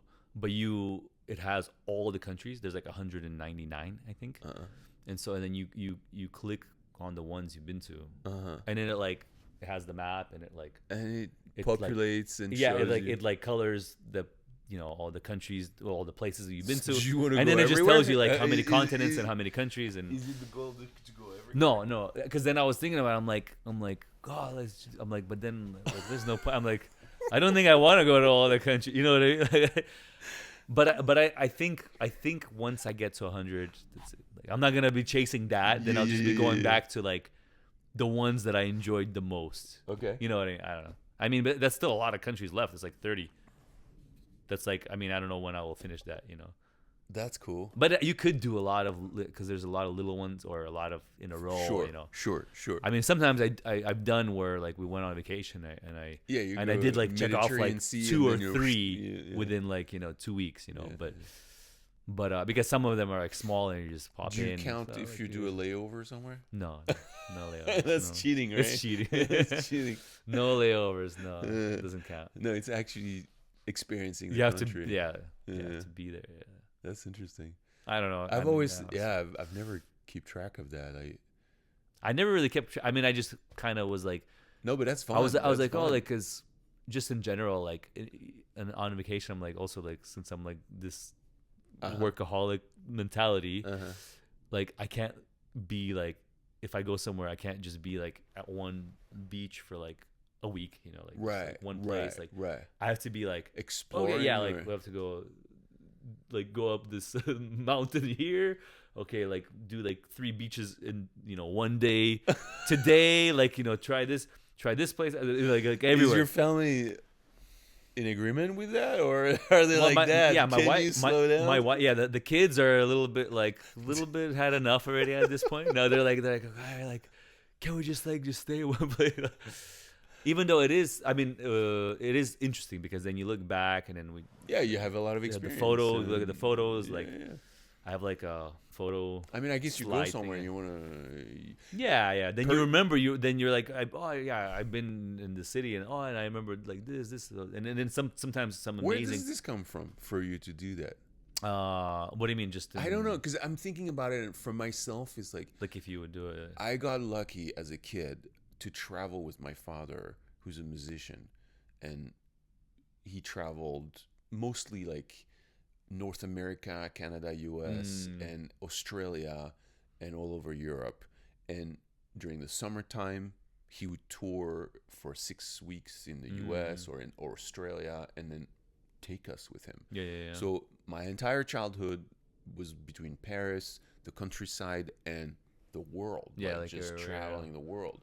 And we would go 6 weeks in Australia, do a bunch of cities over there, but hang out with my mom. So my dad would give workshops and give the concert. We would be there for the concert, but then during the day, my mom would take us everywhere. I've done all the freaking museums in the world. Like she's an art lover, so like as a kid, I did all the contemporary art like museum, and I was like, I don't fucking care. But now I'm really happy I did it because obviously, art is not foreign. It's just like, oh yeah, I grew up with it. Anyway, my point is, having done so much of that already, now as an adult, if I do take time off, I'm actually super. I just want to do. It's not that I want to do nothing. It's that I want to be somewhere and experience what's happening around me.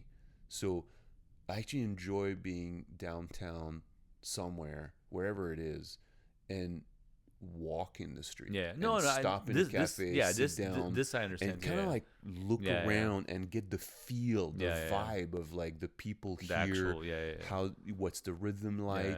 What's the, and do that for 3-4 days of like not necessarily even having, like, yes, go visit a museum, maybe see, but more like maybe have like one tiny goal every day. Yeah. Not like take a long time. Like I don't know. Like that's and I'm wondering if it's because I've done so much. I understand. Doing so much as a kid, so I'm wondering like where this is. But I think everyone is also has their own. Like general, like everyone's different for sure. So I think it's maybe someone deep down inside is like this, more like this. But I do understand your perspective of it also, because sometimes. I mean, I do feel like that too. Not like it's like nonstop like that, like. Right. But yeah, and I love that's what I sometimes kind of, like in Europe you can go out in the city, like here you can too, but it's a little bit, It's I guess it's different. Yeah, on the strip it's not right, like the same vibe as if you go down, But I know what you mean. I like that too, So if I stay somewhere for a longer period, it's nice. Yeah. But I think later on, I mean, it's now with the kids. For me, also the one thing getting out like for vacation now too is that because in Vegas, but right now actually I'm finally starting this last month. It's been less busy, but in general in Vegas, I'm always like just always something on, and then the kids too, like school, the classes. So it's like there's like no time like. From this to do anything, or like I mean, I try and like then after the class, then we try and maybe go somewhere with it or spend some time, what I mean? But still, it's like when we go on vacation, it's nice because it's like that's it. Yeah, we're just like together. Yeah, like that's it. And there's no forced schedule to. There's no schedule at all, and we just. I mean, of course we go with the flow. It's not like sometimes it's like the plan was to go there and there, but then sometimes like. Let's just not go do this. Yeah, like instead, or tomorrow, or then if not enough days, and well, whatever. As much as whatever we did, it's not like we have to, But in general, like it's, I just, it's great nowadays to leave on these vacations because then I think it's like the most family time that I can spend. Really, because it's you just disconnect from. The rest, anything, any like those short-term rental properties or like any shows or any school or any classes or just anything, So, and that's it. You're just like together with them, So it's a good time to. I wonder. I feel that too now. Like it's like, I mean, my kids are older and they're on their own. They're doing their thing. They're both adults now. They're both 18. Wow. Past 18 and 19. 18, wow. Yeah. So, I mean, that's different. Yeah. First of all, like you're not legally responsible for them anymore. And that I didn't think about that until it happened. Yeah. But now that it happens, I'm like, ooh, that's a big difference. Actually, I feel very different. Yeah. I was I've thought about it, but my older daughter's 15, so she's close. She's close to that. Like you're gonna like at one point you're like, oh shit, I mean, of course you feel responsible, and of course you're there to help, but there's something that shifts. do something, they get in trouble. They're adults. Like they're all, I mean, and then they they kind of should also be like that, because then they won't figure it. I mean, out. At one point it needs to happen. Anyway. Yeah, they won't figure out like how life in general. Yeah, but it's kind of But I've been feeling that thing of like lately. I'm like, where is time going? Like time flies. Like we were already like March, and like I thought it was the new year started like yesterday, and then boom, and it feels like the rhythm of things is different. Yeah, you know what I mean? Like when I was a kid, like 1 year felt like, 1 year. Next year I'll be in 5th grade, whatever. Like that seems like another planet. And now it feels like 1 year and nearly like 1 month. Like years are passing by, and I'm trying to like notice, because I'm like, if I don't, like suddenly I'm gonna wake up and it's gonna be like 2035, and I'm like, wait, where is the last 10 years went? It's crazy. The time changes. It's true. Yeah, I also sometimes I'm like, something you're like awaiting some moment, but I'm like, no, don't. That's like, it's good that like you don't want it to go faster. Like something like, oh, like I can't wait till in 3 months this is gonna happen. But it's like why? That's kind of like ridiculous. You should be like the slower, just enjoy the current moment and what's going on. Because isn't it that's, I don't know. But it's something I read about it, that it's something that you're because then still some of the instances become still a bit more repetitive. Like your morning routine, right? Like with coffee or this or that. So the more like repetitive stuff, even though in our life we're pretty not as repetitive as normal, like people, because we're doing you're different traveling stuff, here, shows, traveling there. But I think your brain starts erasing, like almost, it just becomes like a smaller. I mean, it does happen even in shows, because I'm sure when you were with Dralian and you're doing 10 shows a week, it was like when you're like year 3, you're like, which show was this? No, of course, and like, it was the same. It's like, I would have the same warm up, routine, and then what I mean. And then all those not superstition things come in where you're like, okay, the high five after this, or the this is when I do the snaps at this point in the music, and so it becomes then repetitive again, and then it's and then but it's fun. I think it's fun because those shows are so strong, and you have the adrenaline, and it's so important when you do it, and it's such a special event. But when you're in a contract where you're doing a lot of them in a row, even if they're very important, when you do it, when you think about it, 2 weeks ago there's this person in the audience, or this special thing that happened on stage, or I did that thing, and then there's no way you can remember which day, which show. It's just all blurs together. That's actually one of the issues I had, and I still kind of have with this one-man show that I'm doing, is when I'm doing multiple shows a day, especially like at night, you do a show at 8, show at 10. Sometimes I consider the show that I do at 10 a continuation of the show that I did at 8. Which is a problem, because the audience is new. Like, they did not see the first show. So it's like, if the first act doesn't go as well, and I'm a little pissed off, I'm going to go to do the second show, and sometimes I'm not able to reset to like 0, new day, new beginnings, everything is possible again. And I bring in a little bit of that meh, or opposite, the first show is awesome, and then I come in for the second, and I'm still on this vibe, but then the audience is not there to meet me, so I kind of like misalign with the audience. And it happened to me in the show, because now doing this 45-minute show, there's even like little stories that get created in the show, and even like relationship with the audience. Yeah. Because someone's laughing a lot, or someone's bitching about something, and then you can come keep coming back to it Yeah. because it's not just a 5-minute act, it's 45 minutes. So like there's Yeah. multiple Yeah. occasions to come back to it. And then the second show, I still have those stories in my head, but they don't make any sense anymore because it's not the same audience. Yeah. Huh. You know what? Did Yeah, you yeah, ever yeah, had yeah. that? Do you know what I mean? Like when you're like, a whole day becomes that, like a succession. Well, I mean, it's pretty different than, I guess, when you're doing a 45-minute show. Yeah, no, it's like and a- that's new to me. So I'm yeah. discovering that. But even doing like 5-minute shows, I remember staying in the same energy with the audience when actually you have to like reset. Yeah. It's a brand new audience. It's not a brand new day, but it is as if it was a brand new day, like a brand new show. And for me, it's like going to sleep and resetting. That's helpful. But between two shows, sometimes it's hard to.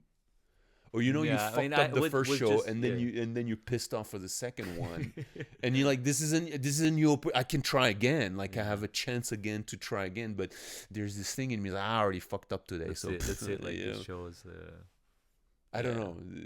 Yeah, I haven't really. I don't know. Not really felt like that. I guess maybe. I don't know. So you're able to reset. You're able to be like. I think so. Yeah. Like if I'm doing like a lot of shows, like like every day, then you just let them go. That's next. it. Yeah. So how do you do that at the end of when you do an act? By the end of the act, do you have a process to kind of like let it go, let it be what it is? No, I mean sometimes, if it was really like actually bad, then it does stay in your head for. I mean, I think just when you do it doesn't really when you were saying when you do this long-term show, like especially if it's like just you do 10 shows a week for like years, it doesn't like get me as much. Obviously, if someone's watching the show, then you feel a little bit but it doesn't really affect me like I could do bad and just be like, oh, okay, that was like bad and it is what it is. I don't know why it's this whole thing of when people I know, like you want to do good. It's this or it's like some event or you know what I mean, like a one-time show, event, and these are the times. But then when it's like just a consistent, for me, I don't need to reset at all because I mean I just reset. I don't feel as like impacted. Bad, impacted by a bad performance. Yeah. I don't know why. I mean, but that's me. It's the repetition. You know what I mean? That's me. It's like maybe for someone, it's not. Maybe someone does still take it. And then maybe for them it's like backwards when somebody important watches the show or someone they don't really care as much as me. Yeah. You know what I mean? So I guess everyone takes it differently. Who knows? I don't know. Yeah. Yeah. No, those are interesting because I feel like juggling. I believe juggling is one of the hardest discipline to deal with the drop and the failure. In a way because it's not catastrophic, right? Like if the acrobat fucks up, like it's bad. Like they can hurt themselves. They can't fucking die. So you can't fuck up. But with juggling, it's like it's impossible to just do it perfectly all the time. There's so many variations that it's like you have to be okay with it, but at the same time it's so fucking stressful. No, I know it's So when did you start Dralion? When did you it was end of 2006. December 2006. And I mean I was there for a while, for like 5 years, like until 2011 and 12. And then you came back after for because I did kind of like a few months on and off, like a few times. And then after you were done. Then that's it. And then was Cirque. I mean, I did some events. At one point I did a lot of Cirque du Soleil events. Oh, nice. And then my last actually I haven't in a while, but then I did a show like a longer. I did this show in Saudi Arabia, 2023. That was like that was my longest contract I did. like ever since in the last like 10, 11 years. Because like I said, then when my older daughter started school and stuff, and I started doing the show here in Vegas, I was kind of like, oh, like let me just then only take these short contracts. But that one was like a month and a half. Like it was 2 weeks of rehearsal. They wanted me to do a month of rehearsal there, and then a month of shows.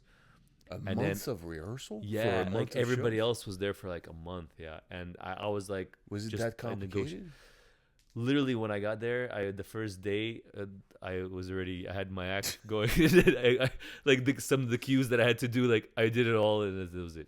First day, it was very complicated. And then you were like 2 weeks. But it's Cirque du Soleil. They love long rehearsals, and they do have a lot of people and I do understand if everybody was like me, like right, oh, like I can't, I don't want to, this. Then it's like, they're gonna be like, then there's nobody. But all the rest, the people were there. Like I was the last one to arrive there. So, but that was the longest Cirque du Soleil contract after Drali. And then I did a lot of events with them at one point. Actually, before Dralian, I did a lot of events, like a lot. And then after Dralian, I did like a lot. And then at one point, because then they then the people who they still contact me sometimes, like for not the special events, but like other stuff, some once in a while.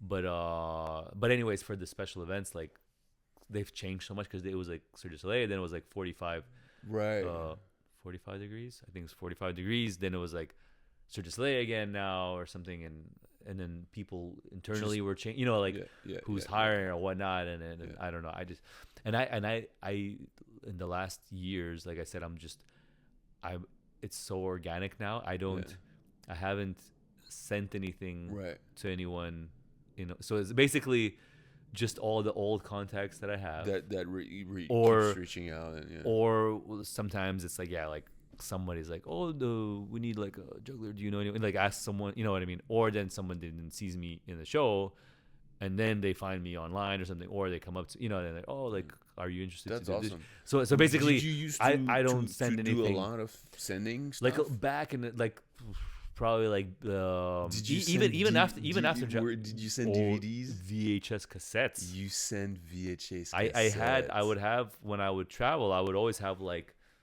7 or 8 VHS cassettes with me. Then it switched to DVDs. Then I had DVDs. They were smaller. It's easier to travel. And then cheaper to send too. And then and then that's it. Now it's like finished. But VHS tapes for a while. Fuck. For a while VHS tapes. I think I did a few. I think I did 10. But you had to. I mean, there was like, especially back VHS. Yeah. But I did a lot of CDs. Okay. Yeah. And I would buy the slim case. Yeah. So I could put them easy, And I did burn a lot of CDs to send around. Yeah, I mean a few. Yeah. No, but it was back in the day, especially before like internet was bigger. Like it was. This is the only way. Yeah, it was the only way, and then I mean, I remember downloading like something that was like 3 megabytes would take me like half an hour or something. You know what I mean? You can't send a video or it didn't work like that. I remember the first time you could send videos, a shitty ass video through an email. It was like, it would be like this, very like bad, hard to see it, a minute, and I was like, this is terrible. I mean, so my experience with that is that I don't think I've got hired once because I reached out to someone. Oh, because of the video? No, I think I got contracts mostly only like this kind of like because people see me organically, kind of organically. They see me perform and they're like, oh, we like this guy. Boom. I've had some that I sent out to like some people or agency that were that landed. Yeah. Or I gave it to someone like and they're like, oh, we can give this tape to this person, or I mean, it was always random. But I used to like.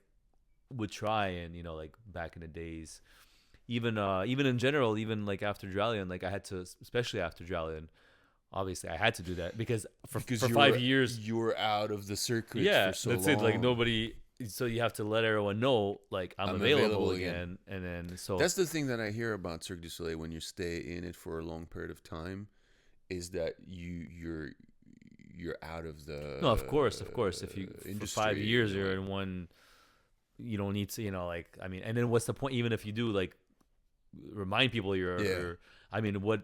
Yeah, they you're can't not hire available. you. You're not So, available. so it's like kind of like then it's Yeah. even worse because then they're like Right. oh, like this guy, like he's Yeah. not even available, like what is it?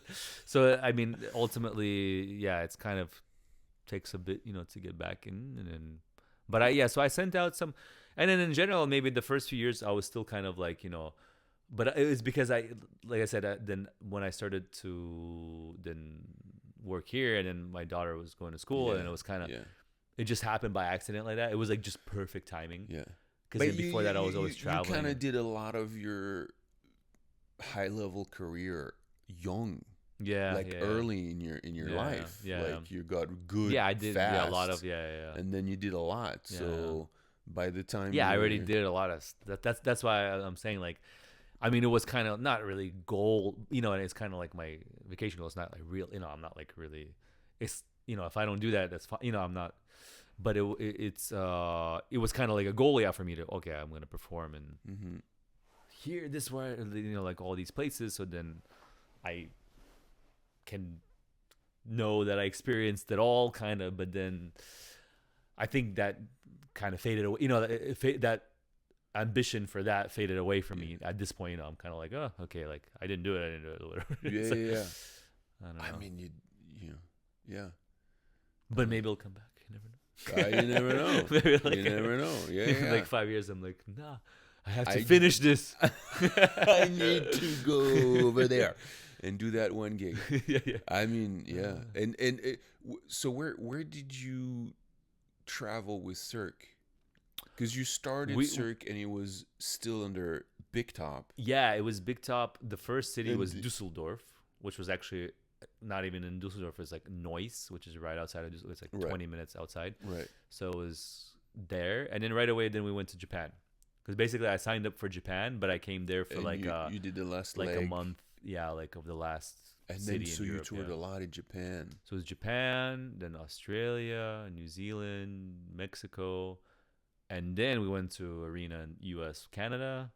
And then it switched to arenas, and you did. Yeah. And then we switched to arenas. That's where it was U.S., Canada, mostly. And then I did a little bit like out, but not too much. Then by the time I left, then it started to go like a lot more international. It was like just in arenas, but because I did some. I was like in.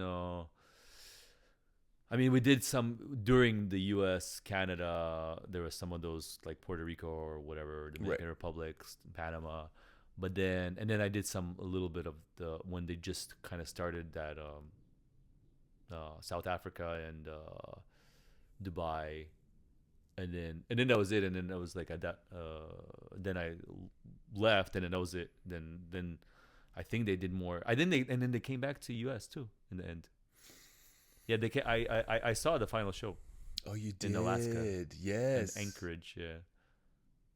I saw the final show. That's pretty cool. Yeah. It was 2015, I think. 15. Oh, was it that long ago? 15, yeah, 11 years ago, yeah.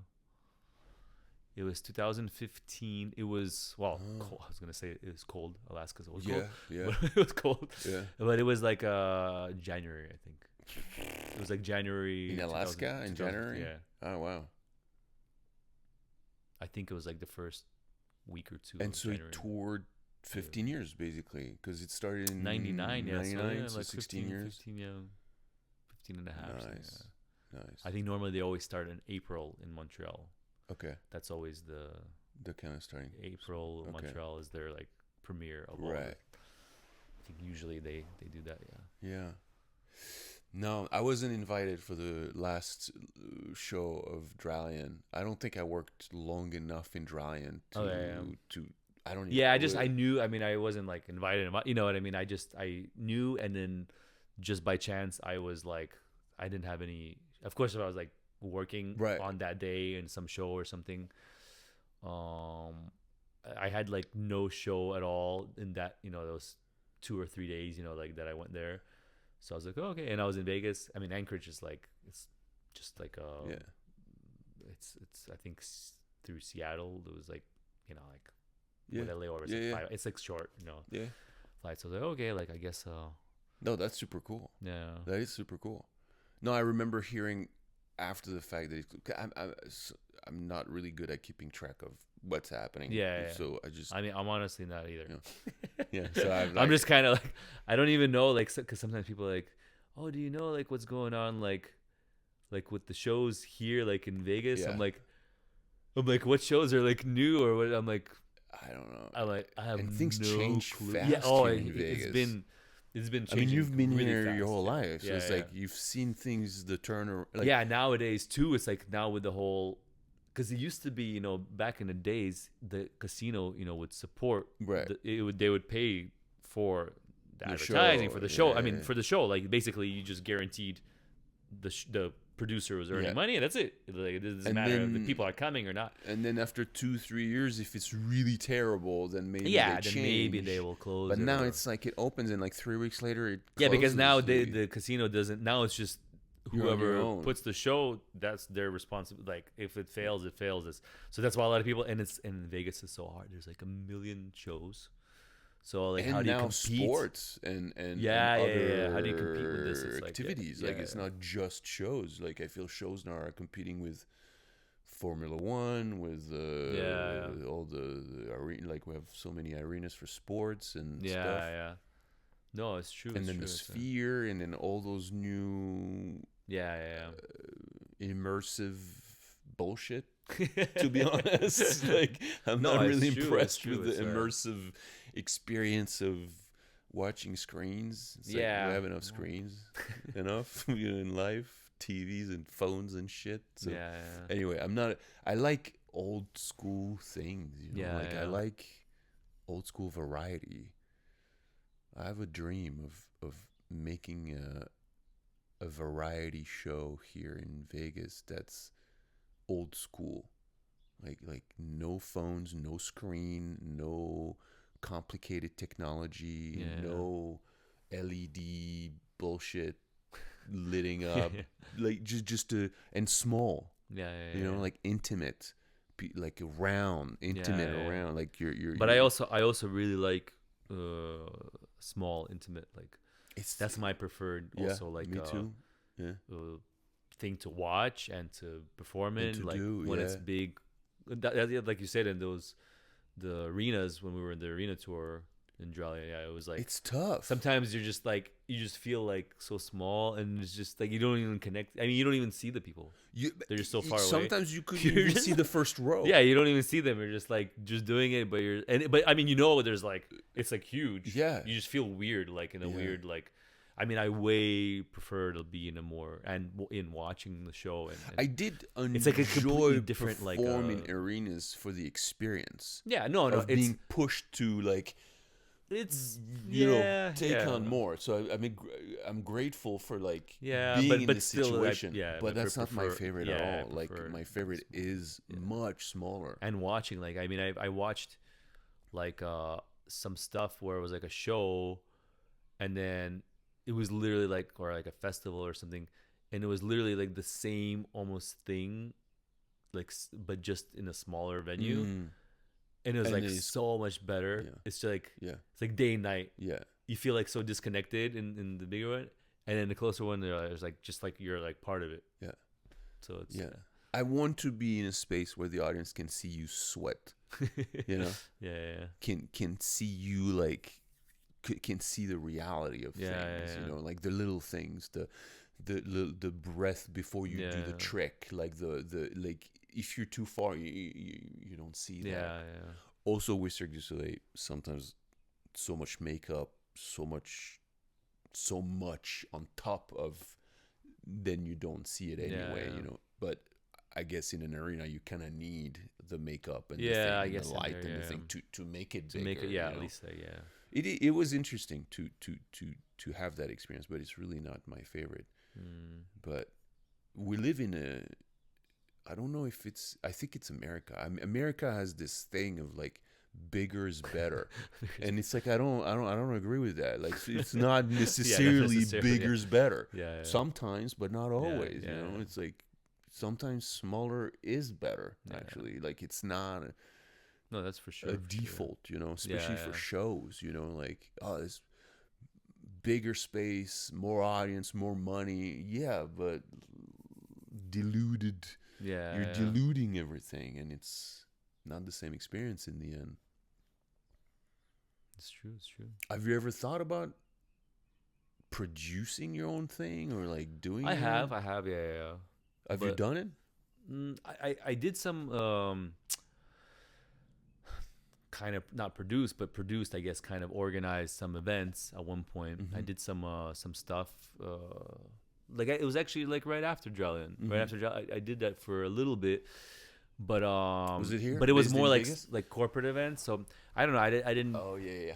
It's just that whole corporate event thing is very specific to. I mean, specific to, because then you have to like.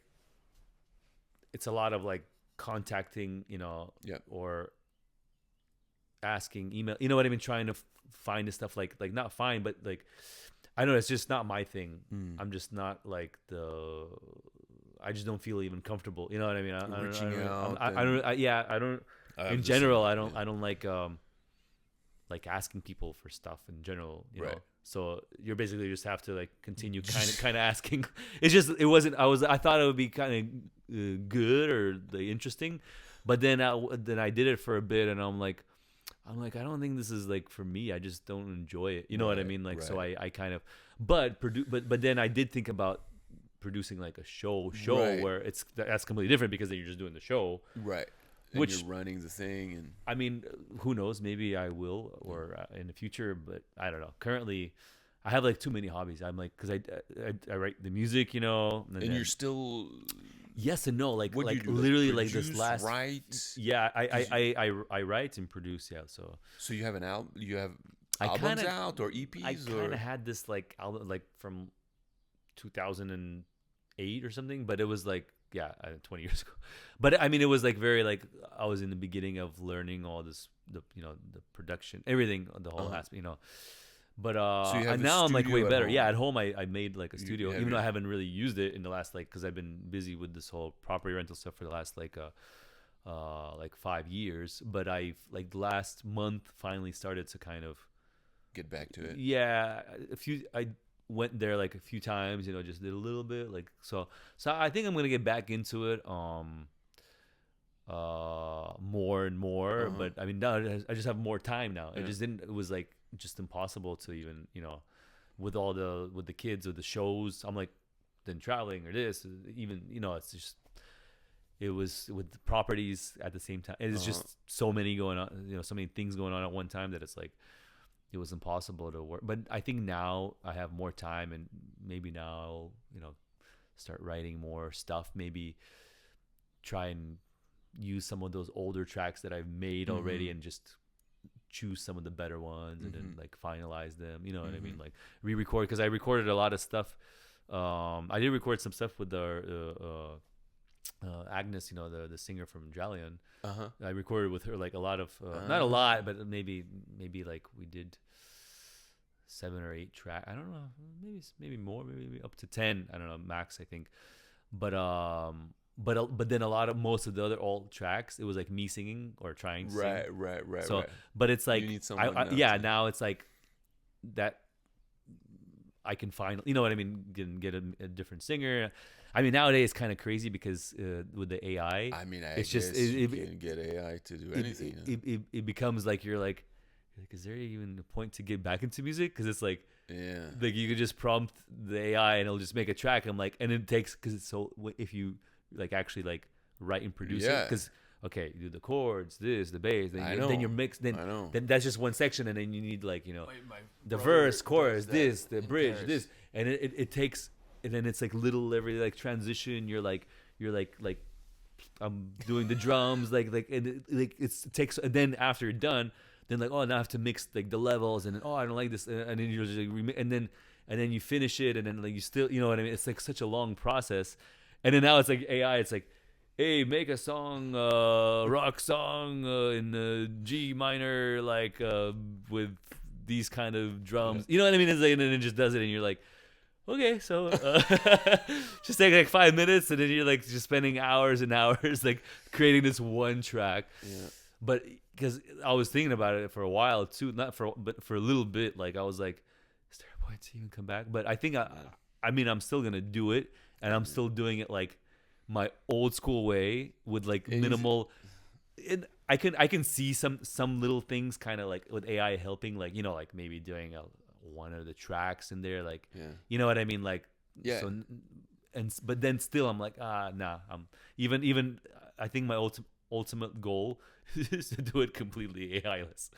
Even if like sometimes like you would be like let me add like an accordion to this, and then and the synths sound good. You could play, but then sometimes you want like the real thing, Right. So then you could ask for the AI, but then it's almost like, why don't I just record? Like find someone if I write it with this with the and it doesn't sound as natural, and I mean ultimately I think still I'm gonna try and go like AI-less version, but it's difficult. But I don't know. Yeah, then it's difficult now, and it's a weird like at the same time I don't know. Then you're just like, is there a point like? Because people are using samples, always been using samples or whatever. And theoretically, even when I'm playing this strings, I'm not really playing a string. Right. I'm technically sampling. Right. Like this string sounds that were recorded. Right.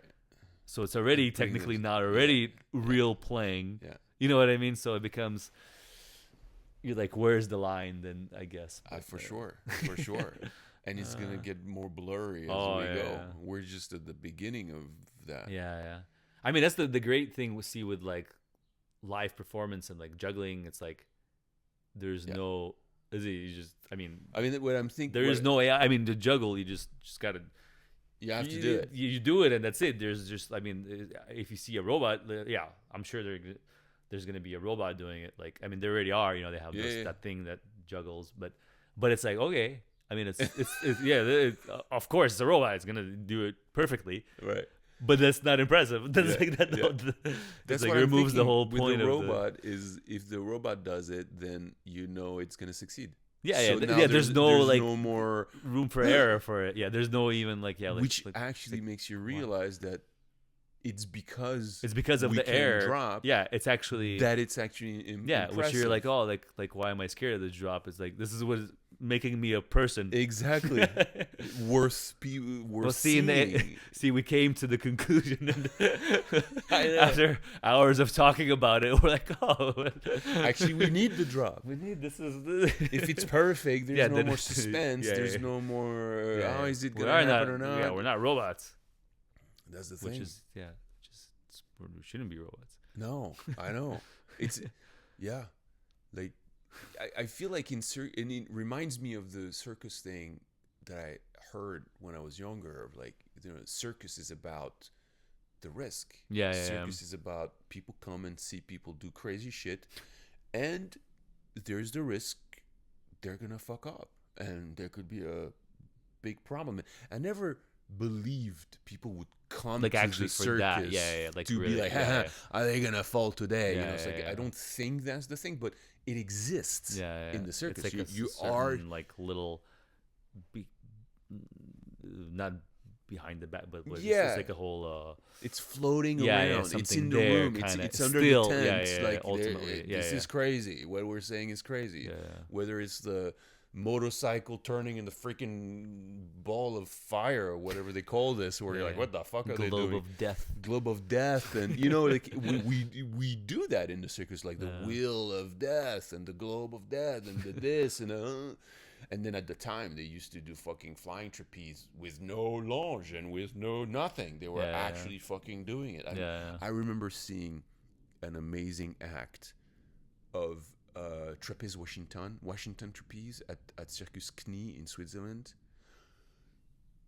The highest you could put the thing, so it was like super high, like really super high, like there's some crazy, and it was like this chubby, I'd say Mexican guy on a heavy Washington trapeze doing all the crazy thing, like head thing, like knee thing, like all the crazy thing.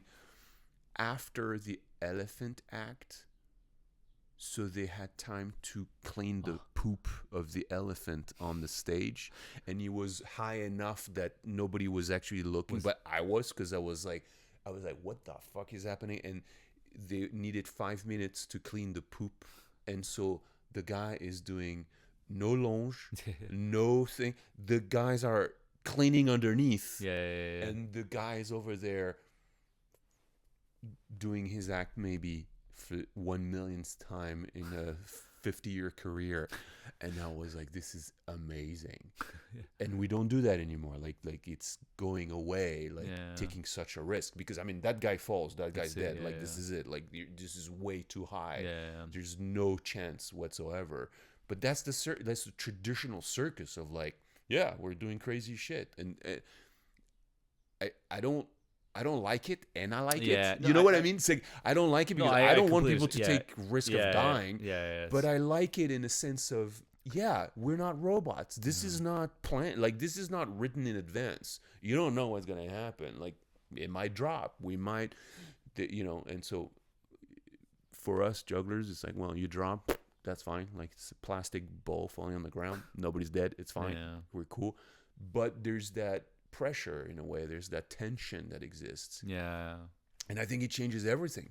If you have the tension, it changes everything. If you that's why I feel that juggling on video sucks, because if I put a video out to look good, I'm not going to put the video of me dropping.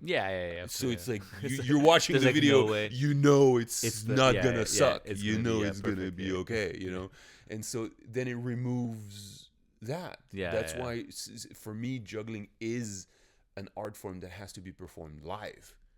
Because now you have all the tension. Now you have all the, and when it happens and you catch the ball, it's like, whoa, it just happened. On the video, you're like, you rewind, watch it again, rewind. It's like, what's gonna happen. There's, I want to ask you about your experience about America's Got Talent, because I know you went on this. It was like the very first season. Was it the first very season? first? It was the first season of America's Got Talent, because I remember being in Dralion backstage watching it. No, it was like it was before Dralion. So someone brought it up on internet. It was like a while. It was like a long time. It was the very first one. Wow. I think it was 2005 or 6. I think 6. Wow. So before going it was on tour. It was right before. Because I remember, like, they were really rude and harsh with you. Well, like, you killed it. It well, what happened was, it was kind of lucky. I think later on, in like years after, they got, well, first of all, the what's his name? What was the guy who he hated juggling? Like literally, like, what's his name? David Hasselhoff. He was just, he hated juggling. Just no juggling. Yeah. Just like couldn't, like, no matter what, like, he just didn't care, like, whatever.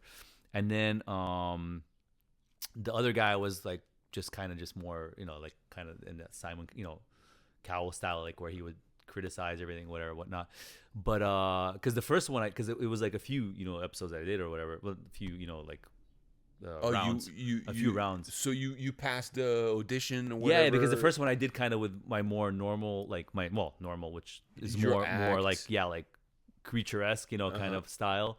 And then that other round, and when I did it, I was like, okay, let me do something like different. Right. Because then it's like, I'm just gonna do the same thing, it's gonna be like. So I did the ladder, which I at that point I didn't do for like years and years. I think like the ladder I didn't do at that point. It's like maybe like 8 years or probably more, like 8-9 years. Anyways, but I was like, oh, let me just do something completely different style. Right. And you came up with, Which, I mean, actually, it was okay. It wasn't anything like crazy, but it was very short. I think we had to do like 2 minutes or something. Yeah. It was like something. So I mean, I did something, whatever. And it wasn't anything like, crazy. But then, of course, that guy, the guy who hates juggling, obviously was like, no, this is like juggling. You're like, what is this? You're coming. This is a serious competition, you know, like, because the story on the very first round that we did, it was me and my friend, we were in the audience, because originally back in the first season, I don't know if they saw it in a second. They did it differently. The people were sitting in the audience, the performers, and they would be like, and like, oh, and we he's gonna perform, and you were like sitting, you're like, oh, okay, like I'm gonna go, like kind of. Okay. It was weird, like we were all in the audience. Okay. I don't know. That was their idea at that time. Right. But this was the first season, so it was very like, and even with the music, they were like, they didn't let us use any like licensed music. Like it was like they had to see if it was possible. Like my music, ultimately my normal act music, they didn't give the rights, and so they had to just do some random stuff. Like, and then actually the other one, I kind of wrote that one. Right. I wrote that one, and I wrote that one, and I was like, oh, whatever, I'll use it. But I wasn't, like I said, at that point, I was like not very even good at, right. I just kind of started producing music. So but anyways, but me and my friend were like in the audience and then watching, and then we had some friends who were performing in Jubilee, like a really well known, like the Vegas show, like big, you know. And so they go on to do the thing, and they're like, they start like, they're like,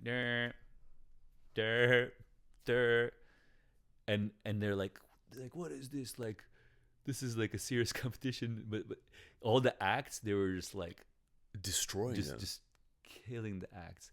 So me and my friend, we watched this, and then it was like some other ones. Luckily, I missed. There was like jugglers also on, and it was like I missed like a part where it was the same thing with the juggler. They're like, oh, this is juggling. What is this? Like the David Hasselhoff. Just, this is like juggling.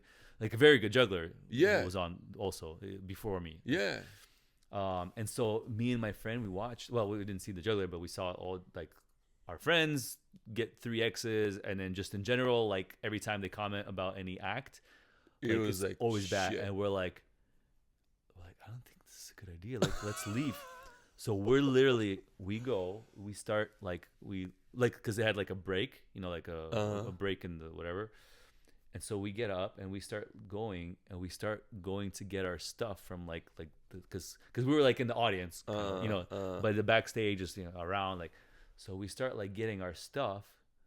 And then one of the guys, he's like, what are you guys doing? Like, where are you going? And we're like, we can't do this show. We're like every single act is getting destroyed. Is like we know like these guys were like just got 3X's who are like a world class really act, working in Las Vegas, in like a big production, show.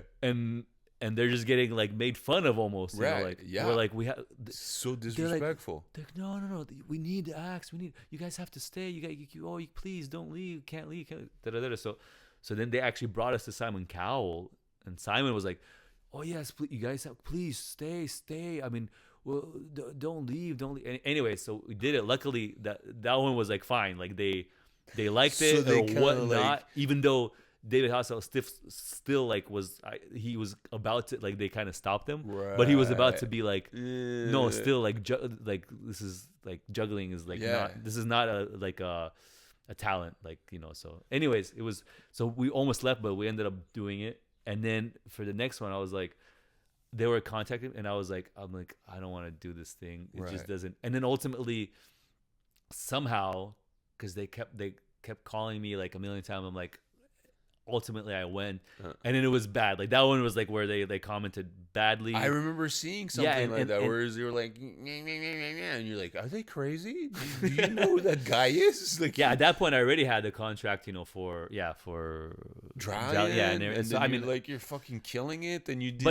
But I, you know, they don't know nothing. They don't know anything. Yeah, they don't know what to compare to what, or you know what I mean. Like it's kind of I think also it's reality TV. So and they need doing drama. Like they're just. And it was the first, because then I noticed the progression of it in general. They kind of smoothed it a little bit. Like they just calmed down a little bit. For the acts, like maybe the next year was a little bit still like that, but then year by year, it's gotten. I But they think probably it's gotten a lot realize that better. if they keep doing that, nobody's gonna want to do it. Of course. I There mean, was like personally, I don't want we, to we, do it. we were like because of leaving. that. We were like leaving the set. Yeah, We were yeah. literally, we didn't even perform yet. We were like, This this is not fucking going well. terrible. This is like how like there's like no way we're gonna go out and like they're not gonna like say just bad stuff to us, like because we're technically like just the acts, which every act comes out they just don't like they just they consider it like just like silly to Crap. come on this show, like if you're not like singing or something, or you know, Yeah. so it's like so it wasn't the best experience, obviously. Yeah. But and it's funny because like I said, I technically both of like those times I was technically not even supposed to really be there because we were leaving, and then the Right. second time I was like until like the last day almost You're like, I just don't want to do it. I don't want to do it. And then the final day I was like, whatever, I'm just gonna do it, whatever. You know, I don't know why like last minute I decided to do it. Yeah. But yeah, definitely was not the best. Yeah. No, but I mean, yeah, that's good to hear that, because it can be an opportunity, and I mean, obviously that's their selling point. It's like, Yeah. millions of people are gonna see you. The reality is like you're risking your whole career. Yeah, especially for people to just. I be think like, it's great if you're just starting out. right You know what I mean? If you like now you have an exposure of some sort. But yeah, because they wanted my older daughter to do it and my younger one. They asked the younger one a year ago, and yeah, but they both, the older one didn't want to do it, and the younger one didn't want to do it. So I didn't want to yeah. push No, or I whatnot. mean, Even though I think for them, since they're just starting out, it would be good. You know what I Right. mean? Because then people Right. would see. But for somebody who's already been like performing like around for a while and your then whole you're life everywhere, then it's kind of like, and then it just didn't make sense at all in general, because then it's like a talent show where people Yeah. are coming like who yeah. are up and coming, but you're like already been around for like 15 years Yeah. performing professionally. I mean, it's all just and That's- yeah. Go ahead. Sorry. No, I was about to say that's I did the Got Talent in France Yeah. after Cirque du Soleil. I think I don't remember 2008 or I don't remember the date. No, Cirque du Soleil was 12, so maybe it was like 2014. I did that. I don't know, but I did this. I'm happy about it because the video is pretty good. Yeah. Jury's still like, oh, I like it, I don't like it for whatever reason. And then they asked me to come back because of, I was supposed to come back like that. Yeah. But then after they were like, you know what, you're too good. you're too professional. We need more. Yeah. What they want, the drama. They want something. Yeah. And it's like you realize, that's what they need. They need the 8-year-old Yeah, they need the story, that's coming up, and the live dream of this. And I'm like, I don't care. Like, this is my job, and this is just one gig, and that doesn't work for them. So they were literally like, you're too professional. And I was like, oh, great. That's that's why you can't keep going. You're too good for it. That one, I got this feedback 2 times. One time was there, and one time was in Minsk, in Belarus. I did a festival, the first festival over there. I think it was like, I don't know how many. Oh, it was like years the very ago. first. Yeah, I don't know if they still do it. How many times they did it, but like it was the first time they were. I think it was like 2018 or 19, something like that. And I did the festival over there, and then I built an act on on a rap music, only with 8 balls, and I did some of the color 8 ball stuff that I did yesterday in my show. So it was really an 8-minute act, dressed more, contemporary, and did a lot of 8 balls throughout the entire. So the whole act was 8 balls with like different patterns, different colors, different stuff. And the audience loved it because it's like it's Belarus. Yeah. Over there, it felt like I was there, and I was like, are we like time machine back to the 70s. Like they no, they're still kind of in the Soviet Union. Like it's still there. Yeah. But I won the kids prize.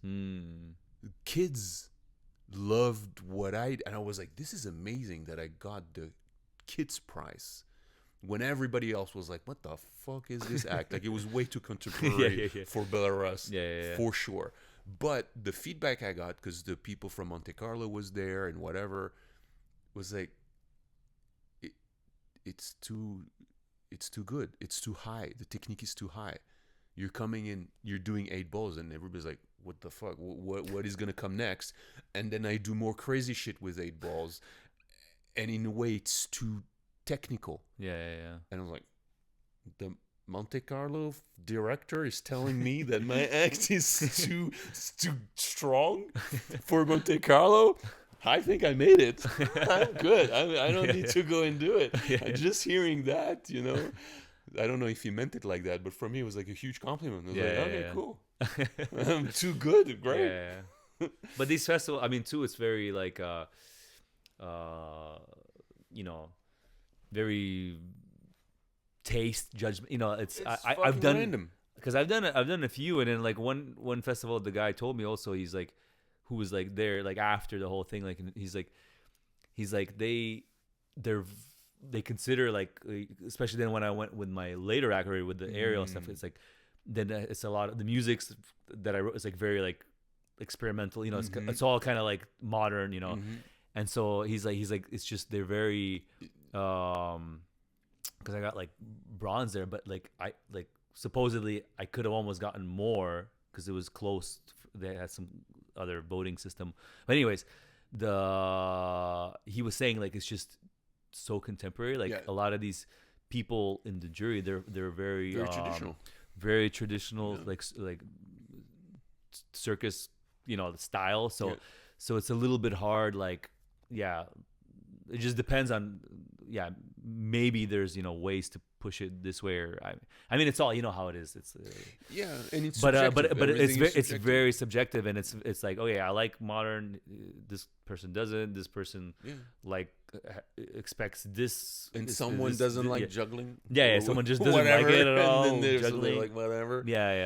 And then you have the cousin on the jury, there's like so many, or so you it's have whoever. There's a lot of other stuff going on, or it's like, I mean, you just do it, and it's like, it is what it is. I sat on juries. I don't want to say where to create drama, but I sat on juries. And by the end, I was in disagreement with like, everything that I can came imagine. out of the jury. I can where imagine. I was like, I thought the opposite. And I'm in the jury, and I'm realizing that it's completely out of my hands, being in the jury. And so it was interesting to realize that, because it's not only that the jury is like more traditional or this or that. It's like just also internally. Whatever the fuck happens. So those are very flawed, especially I think with. But sometimes myself, I watch something and I'm like, I don't even know how it's like a lot of the acts are so good. It's like, how do you how do you compare this? This elephant act to this. I know this juggler to this teeterboard act. I don't know. It's like impossible. Or the 12 people doing flying trapeze. It's like. It's very flawed. Like there's and then you bring it down to like points. Points about this. Points about that. They have all different scoring. Like there's a point system. Some of them do like this. They it's like whoever like kind of votes for a certain medal or something, and if there's enough votes, then that's what they give them, kind of. So they have like multiple ways, or some just talk, and that's but there's like different scoring systems. But points, it's a very like then it's Did you do Monte Carlo? No, I never did it. Was it? I did the kids one. So I did the kids one before you did Paris. Yeah. Was that ever on the bucket list? I mean, yeah, I would have probably liked to do it, but I never got like. At one point, I think I sent out the like a while ago, like video or something. You know, like I don't think it was like back. Maybe it was already link time. I don't remember what happened. But anyways, but I said, but there's no reaction or nothing, and I was like, okay, like I guess if I just never. I think they travel, go to other festivals. Yeah. Yeah, because that know other how one I fucking did works. in 1997, like a long time ago. Yeah. Yeah, I guess at least, yeah, if you were in the kids one, then maybe at least they would know who you are. Yeah, they should, I guess. But I mean, I think also I did some of the other festivals, and I think sometimes it was like somebody from there that would be there, or whatever. So they would know that I'm available, but I guess they just never wanted. Yeah. I mean, I don't know. You would have been great over there. I did. Did you ever go to see the Monte Carlo show? Yeah. I saw it. Actually, only one time. I was actually telling my wife the other just a month ago or whatever. I was like, oh, like one of these days we have to just do that whole trip, you know, because they're all in a row. Oh, you know what I mean? The big festivals. Yeah. So then even Budapest too. Yeah. Just do all three. Like, it would be like a cool. Did you do Budapest? No, they asked me to do it. They asked me to go to it and then do the contract, because then they have like a show then after, and then they asked me and I was like, okay, like yeah, I could do it, and then that's it, and then just kind of. You never did. Yeah, I didn't. I never reached back. Like I said, I'm a big fan of like sending a million emails. yeah. But then and then I just never got to do it. Yeah, I never did it. But they asked me because then the guy was, I think he was like at one of the other festivals or something, I did a show somewhere and he came to watch the show. And then he found me like online or something. I think I was like in Flick Flack, and then he was like, "You did Flick Flack?" Yeah. I did the whole tour. I did the tour. I did like not the whole year. I did 2 years that I think it normally goes. I did like half a year of the tour, and then I did the Christmas shows like nice. A lot. Like I did like maybe like 3 or 4 of the Christmas. Like the Christmas one is like just 3.5 weeks, you know. But then I did the tour like for that's fun. For 6 months, yeah. That's where like I tore my menisc. Oh, not fun. Literally on the. How did you? The second, I think it was the second show after the premiere. Second show, like.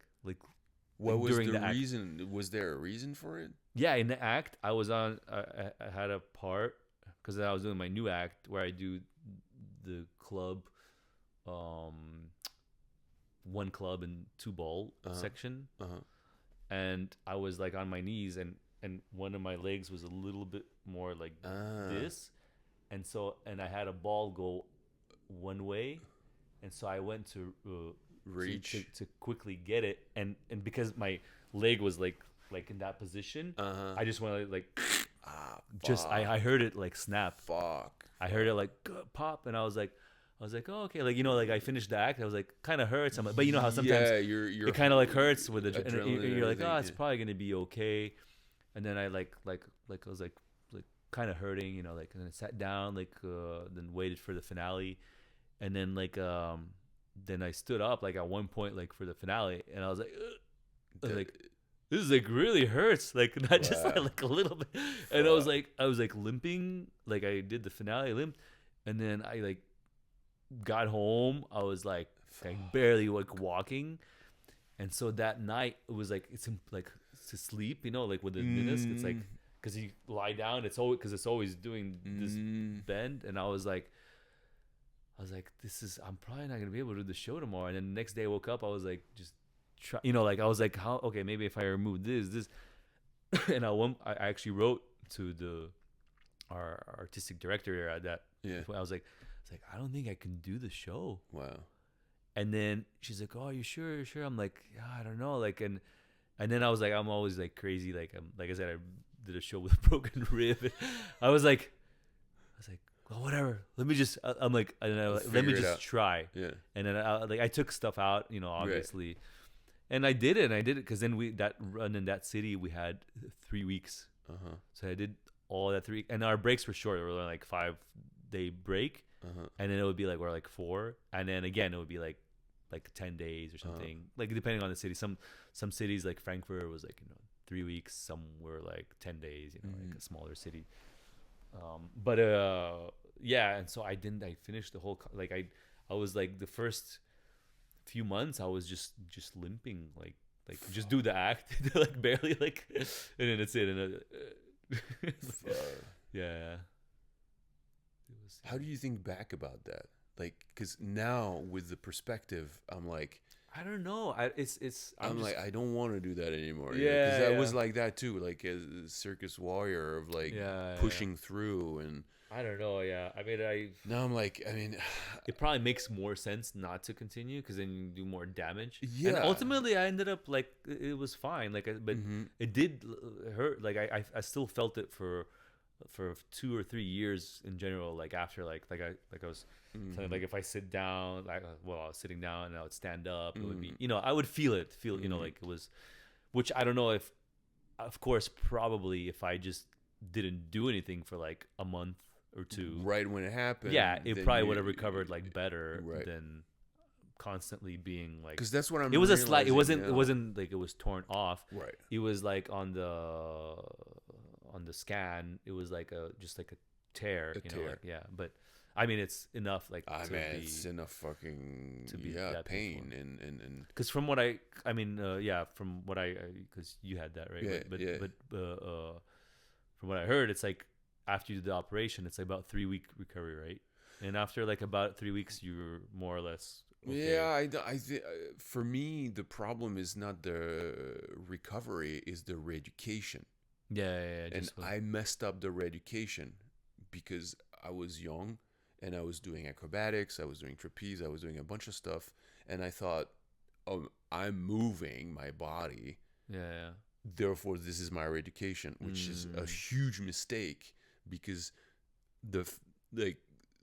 basically the surgery and the aftermath made it that parts of my knee and the muscles went dormant because they had to just shut off.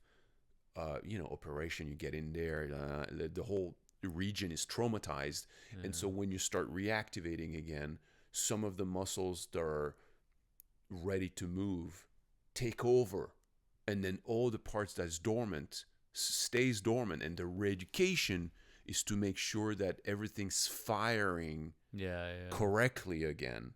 And so I missed that step, and I had this operation in like 2002, I guess, or even I'm even wondering if it was when I was like 16, 17 years old, so it might have been like 97, 96. So it was a long time. And then only when I got the job with Cirque du Soleil and going to Montreal, because they had this, at the time, they had this amazing medical facility in Montreal where you could go. You remember, like you would like do the rehearsal in the compound, in the place, and then you could just go and sign up for PT. It's right there. And I was like signing up fucking as much as I could, getting an amazing feedback from all the sports doctors that were there that knew about sports and shit. And then right away they're like, oh, your knee is not firing correctly. And that was in fucking 2011. So that was like 15 years after the thing. So for 15 years, my knee was working not in harmony. So it was pulling too hard on one side, not enough on the other, whatever. So it created a bunch of extra damage based on that. So I feel like that's where, I don't know, now I have much more awareness around how does the body get injured, how do you recover from an injury, and how do you work. So now I'm like, when I do have that, right away I'm like, I want to be on top of it. Also, I'm noticing at 45 I recover completely differently than when I was 20. Like when I was 20, it's like, yeah, you get hurt and then you push through and then eventually your body. I'm like, I know, right? I know you're talking about it. How things are going. I know. Yeah, So, no, but of course, yeah, it's different the now. older, So 45. Yeah, I'm 42. Yeah, it's like definitely feel a difference. Then you feel the difference, right? Yeah. So now I look back and I'm like,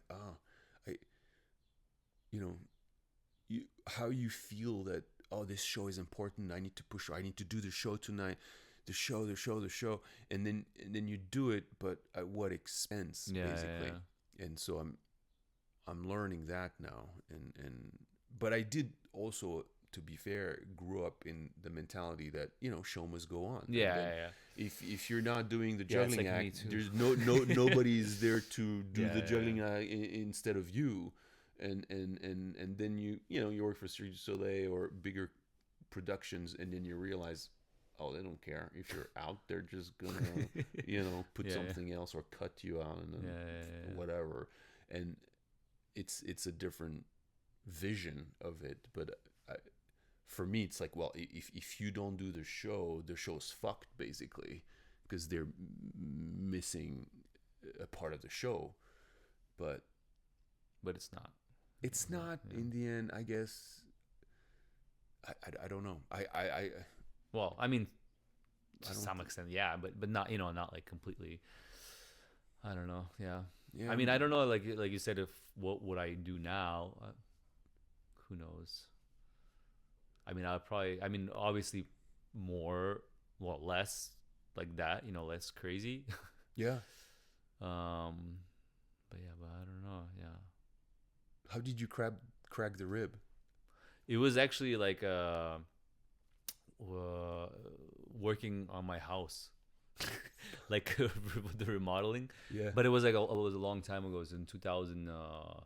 It was when the break happened between the tent and arena tour. And so I had the scaffold, and I had the scaffold for like 2 weeks in my house because I have like high ceilings.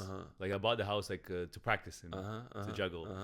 And so I did one room. There's like 3 rooms that like, well, not 3, but it's like there's like an entry point, and you have to like take the scaffold apart. Anyway, so I did one room, I did the other room, and then I did the final 3rd room, and it was like already just sitting there for like a few days. I'm like, I have to just take this. And in the beginning I was like so careful, and it was just literally like the last piece that I was taking it apart by myself, the scaffold.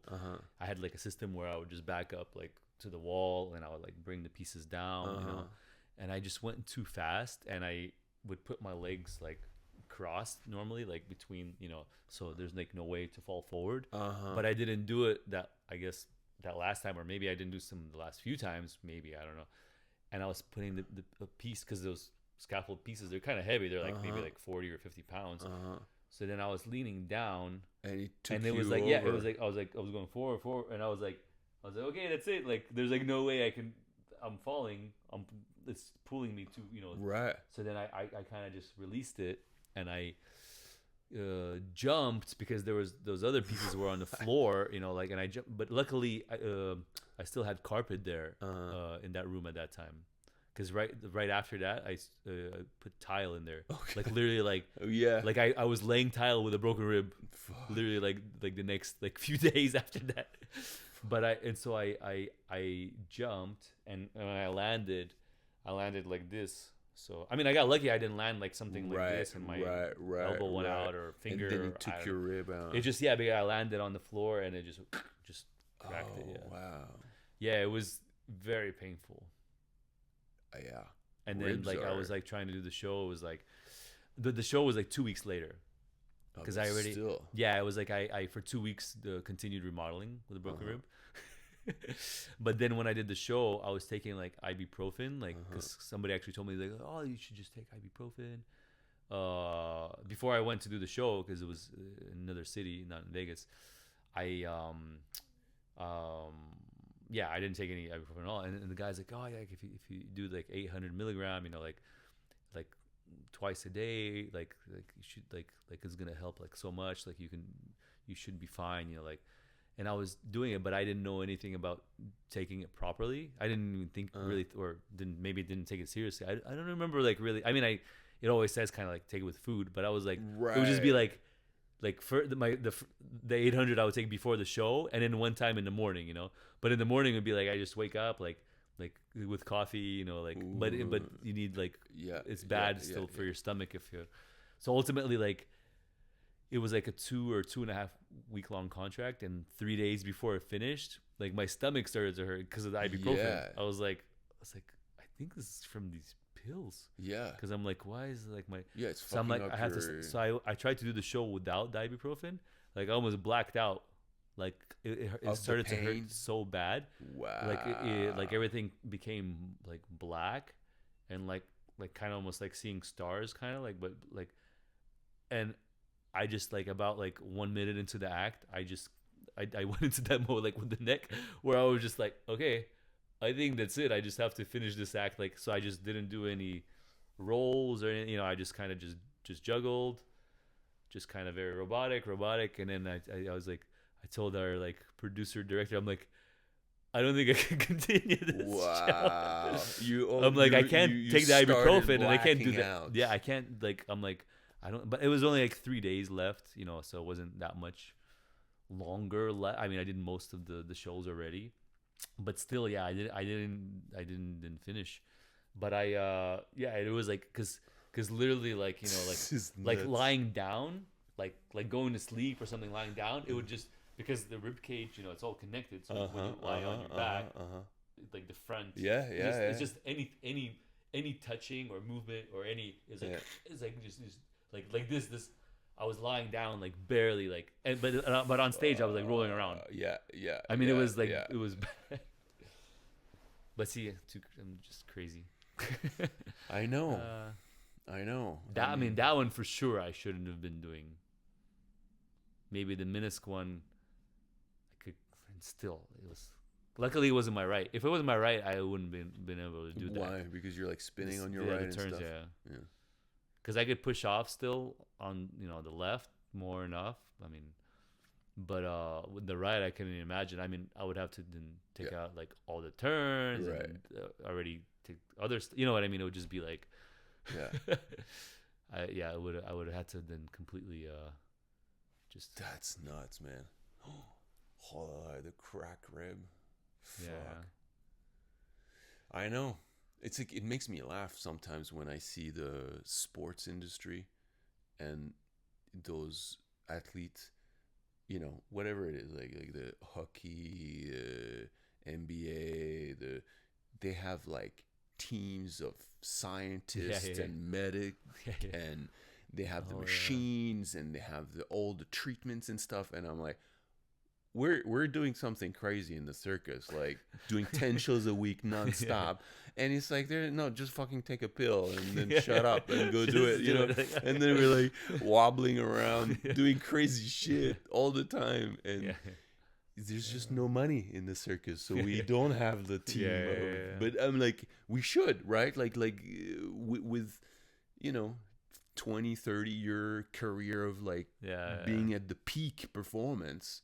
How come we don't have a center where you can go and you have all the resources and the doctors, and they can do the machine right away to see what's happening and at least tell, like, because I had to figure out by myself how to care for the body, and I'm like, how come we don't even have awareness around that? Well, I guess the closest, like you said, is Cirque du Soleil is the closest one. That was amazing. Who does do that? And besides I heard they stopped doing it recently. Oh, really? Yeah, I heard they got rid of that. And what I heard was that when you get injured now, they just send you home and you figure it out on your own. And then once you're I did hear that like they don't send you to Montreal now. Now that you go, you just go home, you do your thing, and then you come back. So they don't.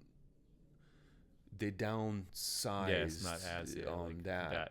But I think, I don't know when they stopped doing it, but when I was there, it was amazing. They had like the whole facility inside of the thing with like dozens of PT and people. And I remember going to this lady who was doing yoga, Pilates type of thing. And then at one point, like, she was teaching me a bunch of stuff for my neck and things. And then at one point, I'm like, can you just come with me to the training room and I'm gonna juggle 5 balls, and you're gonna watch me and tell me what you see. And she was like, yeah, your left scapula doesn't fire the same way your right does when you juggle, and this and that. And I was like, this is gold. Like, yeah, keep telling me what you see so it can help me like rebalance things in my body. I was like, that happened. I've been juggling for 20 years. Yeah. Of course I have like unbalances and things. And I remember finding those resources like extraordinary, but at the same time, like, it should be normal. Yeah. How do we create a system where you have that? I don't know. Yeah. Anyway, that's what I'm trying to teach in my school, the body awareness, with that, and how to prevent injuries that are preventable if you like make sure you balance the body right, or at least bring some awareness there, of like you can. Yeah, I mean, I warm up like I don't warm up like a lot, but I do warm up before every show. It's not like I'm like just standing there and just do it. Right. How long do you warm up for? Not too long, like about 30 minutes usually. So it's usually like about 20, like maybe like 35 minutes. So it's about like 20 minutes of like juggling and then like 15 minutes of stretching. But it's like, for me, it's enough, like the juggling, obviously, just to get senses working, and then just warm up in general, and then the stretching, obviously, for any tensions back, because then I've had times, when you do those corporate events, and then they're just like, there's the rehearsal, and it's like you're just like waiting, and they're like, oh, like now let's do it now, let's do the run through, and then I do it, and then I'm like, oh, like and then I mean, of course, then I do the show and stuff. It's fine, I would then just for a few days I have some problems, and then it goes away. But it's like, it's kind of just like it's preventable, like if I would have just warmed up and not just been like, okay, I'm just gonna do it, even I normally don't do that, But there are those situations sometimes when I had that one in Cirque, because they kept like doing the changing the makeup for me, and so like I remember one time. Oh, so you didn't they know were how long doing it would the take? makeup for like, it was like literally like almost like until like my act or something. It was something crazy, and I was sitting there, and it was like it was like 2.5 hours or something, What? So I was like 2.5 hours like later. And then literally like had like so little time to. You had 2.5 hours of makeup. Yeah, time? it was like something like, well, they did it for me.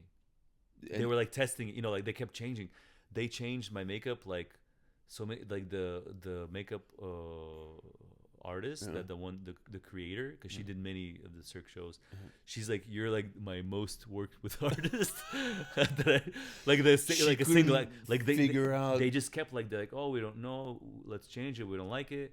And sometimes it would go back to like the old one, and then like it was like going back and forth. Anyway, so then I just remember it was a similar thing where I was like, because after sitting for 2.5 hours, obviously your body is like move, like stiff, and then it was like I didn't have that much time then to warm up really, like, and then because then I had to get the stuff ready too, and then it was like I pulled something, I forgot what it was, but it was like bad. It was like something that I was like for like a few days I was like could barely like. Wow. I mean, I was doing the act, but it's just this warming, like it's important, like for sure. I don't remember your makeup, man. It sucks that they changed it so much. I don't even remember your makeup. I mean, it changed so many times. There was like so many versions of it but then eventually you were doing it yourself, right? Like no, I was always doing it myself. It's just sometimes they would like send the that artist to do a new one. Yeah, and they would be like there for like sometimes for like for like 3 days. Yeah. And they would check everyone's, you know what I mean? Right. They just check everyone. Right. And then she would work they do on some you like crazy. Yeah, they would do like maybe just a lesson or something. Yeah. But yeah, she was not just worried, but they were changing it, like not just like adjusting. Yeah. It was like sometimes like completely like different, like something like completely like. But I kept changing it a lot, but so it was actually kind of cool just because it did teach me how to, because I'm like the worst drawer. I'm like so bad at drawing, and I mean it's kind of like drawing, I guess, but a lot of it's, if you remember, a lot of it like blending and stuff too. Yeah. So it's not, blending is already kind of less draw, it's more like Yeah. but because I changed it so much, I was like pretty bad in the beginning, not terrible, but like not good, right. like let's say. But by the end, I learned so much because I kept changing. You know what I mean? Because it was I didn't do just the same one over and over. Right. It was kind of interesting. Right. Right. So maybe it's something in it, something positive. I hate makeup. I just hate makeup. For me, like my eyes are really sensitive, and then I sweat a lot. So then the makeup gets in my eyes and it burns, and it's like it's a fucking mess. And since it's sensitive, I can't really put waterproof. Because it's like harsher, the waterproof one. My wife was in O for 7 years, and she at one point, I guess like about 5 years into, because it's all waterproof, obviously, because it's a water show. Yeah. So she started to get like some kind of like irritation, allergy, eczema, and she stopped for a long time. She was like the only one in the show. It would just be like lips, and that's it, like nothing, like, and but it was then they switched. They found some other makeup that had a better brand or something. Yeah, like something that fit her, because they did that that allergy testing. They put a patch, and there's like a lot of different chemicals. Okay. And see what your reaction is to. Okay. And it kind of, I mean, it got better, because then I think the last year she was there, it was I think she was doing the makeup, but it was for a while, like I got this right away, the waterproof, and then a lot of it's like not good. It's not good. So right away I told them, and to their credit, they listen, and so they tried to do a makeup that was like not heavy on the eyes. I see. Yeah. But it's like, a lot of Cirque du Soleil makeup starts with the eyes. So it's like if you don't put it there, you can't really put it heavy somewhere else, because then it looks like shit. Sense, yeah. So I got a simpler, and I think very quickly they're like, just wear that. We don't care.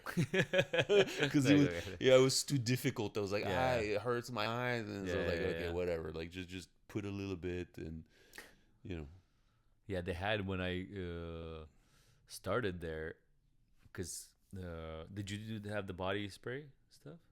What? So Indralian? I negotiated to keep my chest hair. Oh, okay. So just with the hair.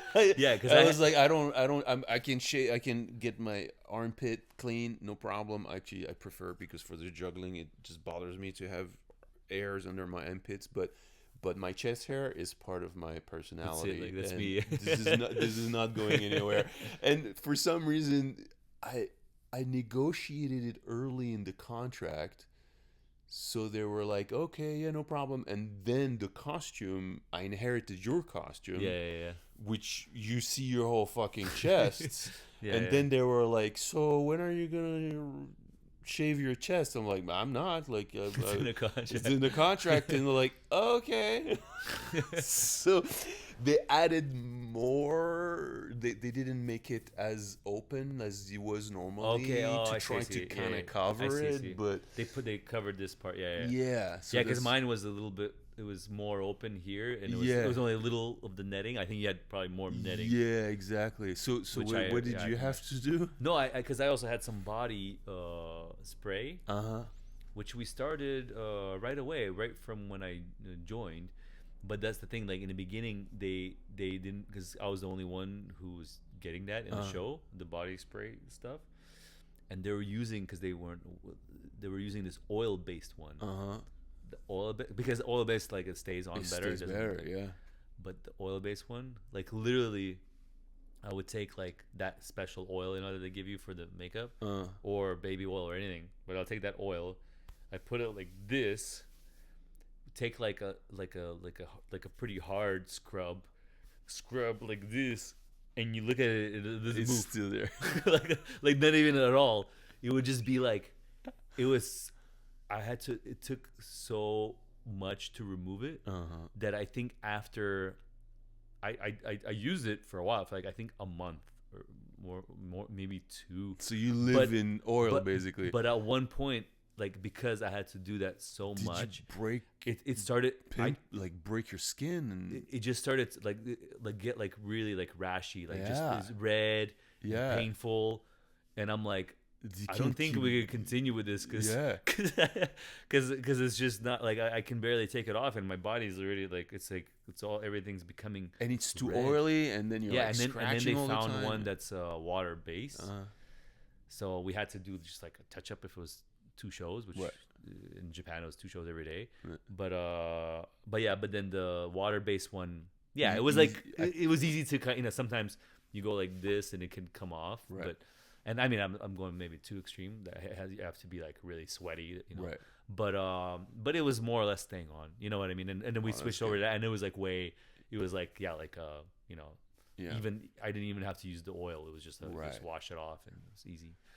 Yeah, I mean, But we switched over, but it was like not If like it's that a- with that, but if it was it's a like one-time thing. I remember doing a gig in Chicago for a fundraiser, and being dressed in the caterpillar, like as a caterpillar, to do a little bit like the story of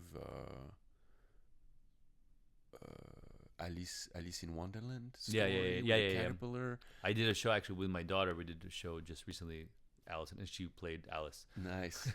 Yeah.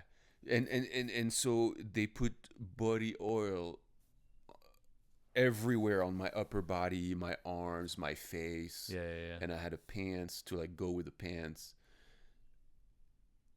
And I remember scrubbing myself for 2 hours in the bathtub to get that off. And then it was like all over the bathtub. And because that kind of oily thing is really hard to take off. Yeah. And it was on my clothes, and then the Oh clothes yeah, were ruined. yeah. And because they put it like everywhere on me. Yeah, and no, then I know it was it's- my yeah. first time, so I was like, oh, that looks cool. And it looks cool, but it's impossible. So I can't imagine Every you day, had to yeah. do it fucking every Yeah, day. Yeah. Yeah, I wasn't. That's my beef with makeup and shit. I'm like, fuck it. No makeup. Man, thank you. Thank you for hanging out Yeah, and thanks for having me. and chatting like that. I mean, Yeah. it's fascinating. I've followed your career, man, and you're definitely an inspiration for me. Thank you. To Thank you you very know, much. like you set the bar really high, and not just technically, but also for me, it was about your presence and how dynamic you are, and how well you own a big stage. I feel like for jugglers, it's hard to move on the stage and own the stage. You know, everything is like happening vertically around above you, and then it's difficult to move on a stage, you know. And I was always fascinated at how you were able to jump around and so easily be over there, and then boom, be over there, and then be over there, and then it was refreshing, and I think it's one of the first juggling act I've saw in just me, you know, like from my experience of like seeing you do that in a very artistic and dynamic way that brought something different to the juggling. And so that was an inspiration of like, oh, juggling can also be like that. This is awesome. Like you opened up you opened up something else in juggling that I've never seen before, and I'm not sure I've seen it since quite the way you did it. So for me, like, you have a very specific style. Yeah, I guess it is a specific. It's It's it's not, you, like, you yeah, made yeah. it you, and I think that's awesome. Thank you very Congrats, much. man. Yeah.